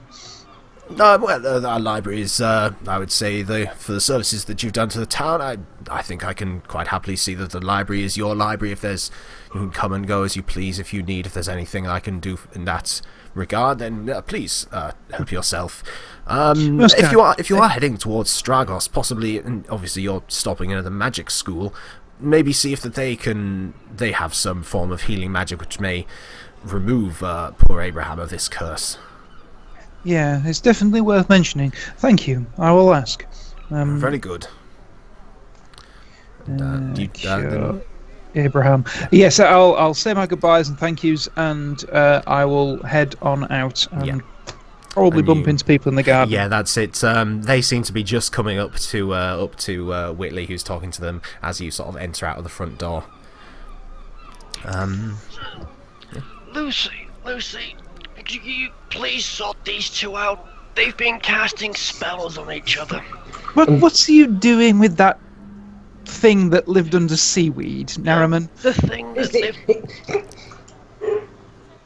Narimen got charmed by the thing that's covered in seaweed, and now it's worn off, so Narimen's casted just on the damn Lucy, thing. he dared to cast at me, so I cast him back. Well, that does seem only fair. What? Oh dear me! What did he want you to do? Do I remember anything about being charmed? Yeah, I think, yeah, sure. Yeah, I'll describe that he wants to get to Duskwood. The Dusk Route.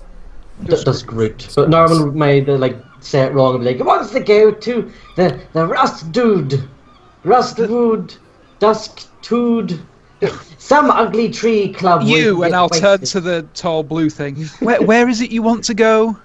Is he able to respond with suggestion? Because what you want to do is follow Narimen till the job is finished.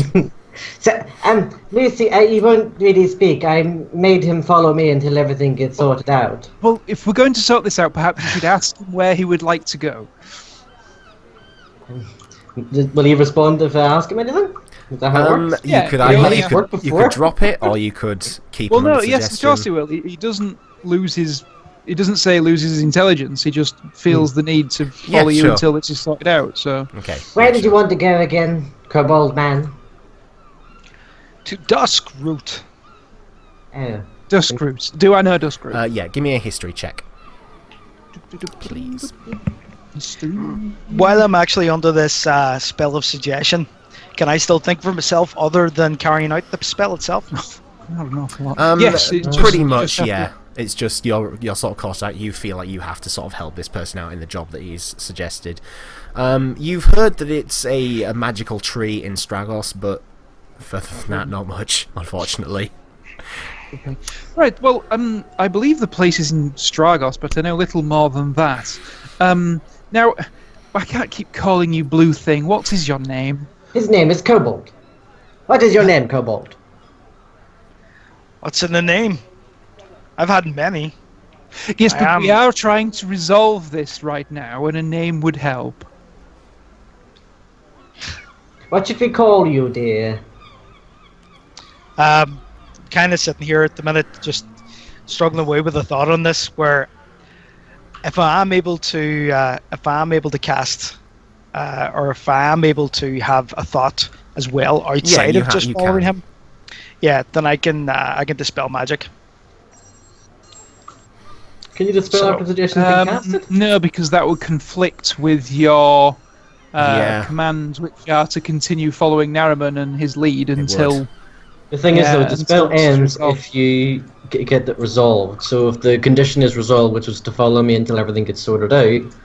That's a very long time, though. Yeah, that's a long 8 hours. But at the same time, I can still follow him and still have other thoughts. Yeah, you still have. You have your other thoughts. But remember, you feel this is your own idea. You're not. It is your will and desire to see this through. It's not. You don't feel as if you are under a magical effect. You just feel it is your own idea to follow Narimen until we've got this all resolved. So, although yes, you would be capable of casting dispel magic, you wouldn't really feel the need to. Yeah, you wouldn't want to. Yeah. Right, fair enough.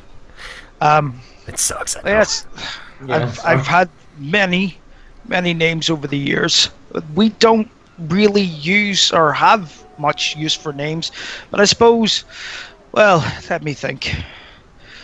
A lot of them that I've come to hear over the years and learn of the languages, I've been told I probably shouldn't mention in company. But the one that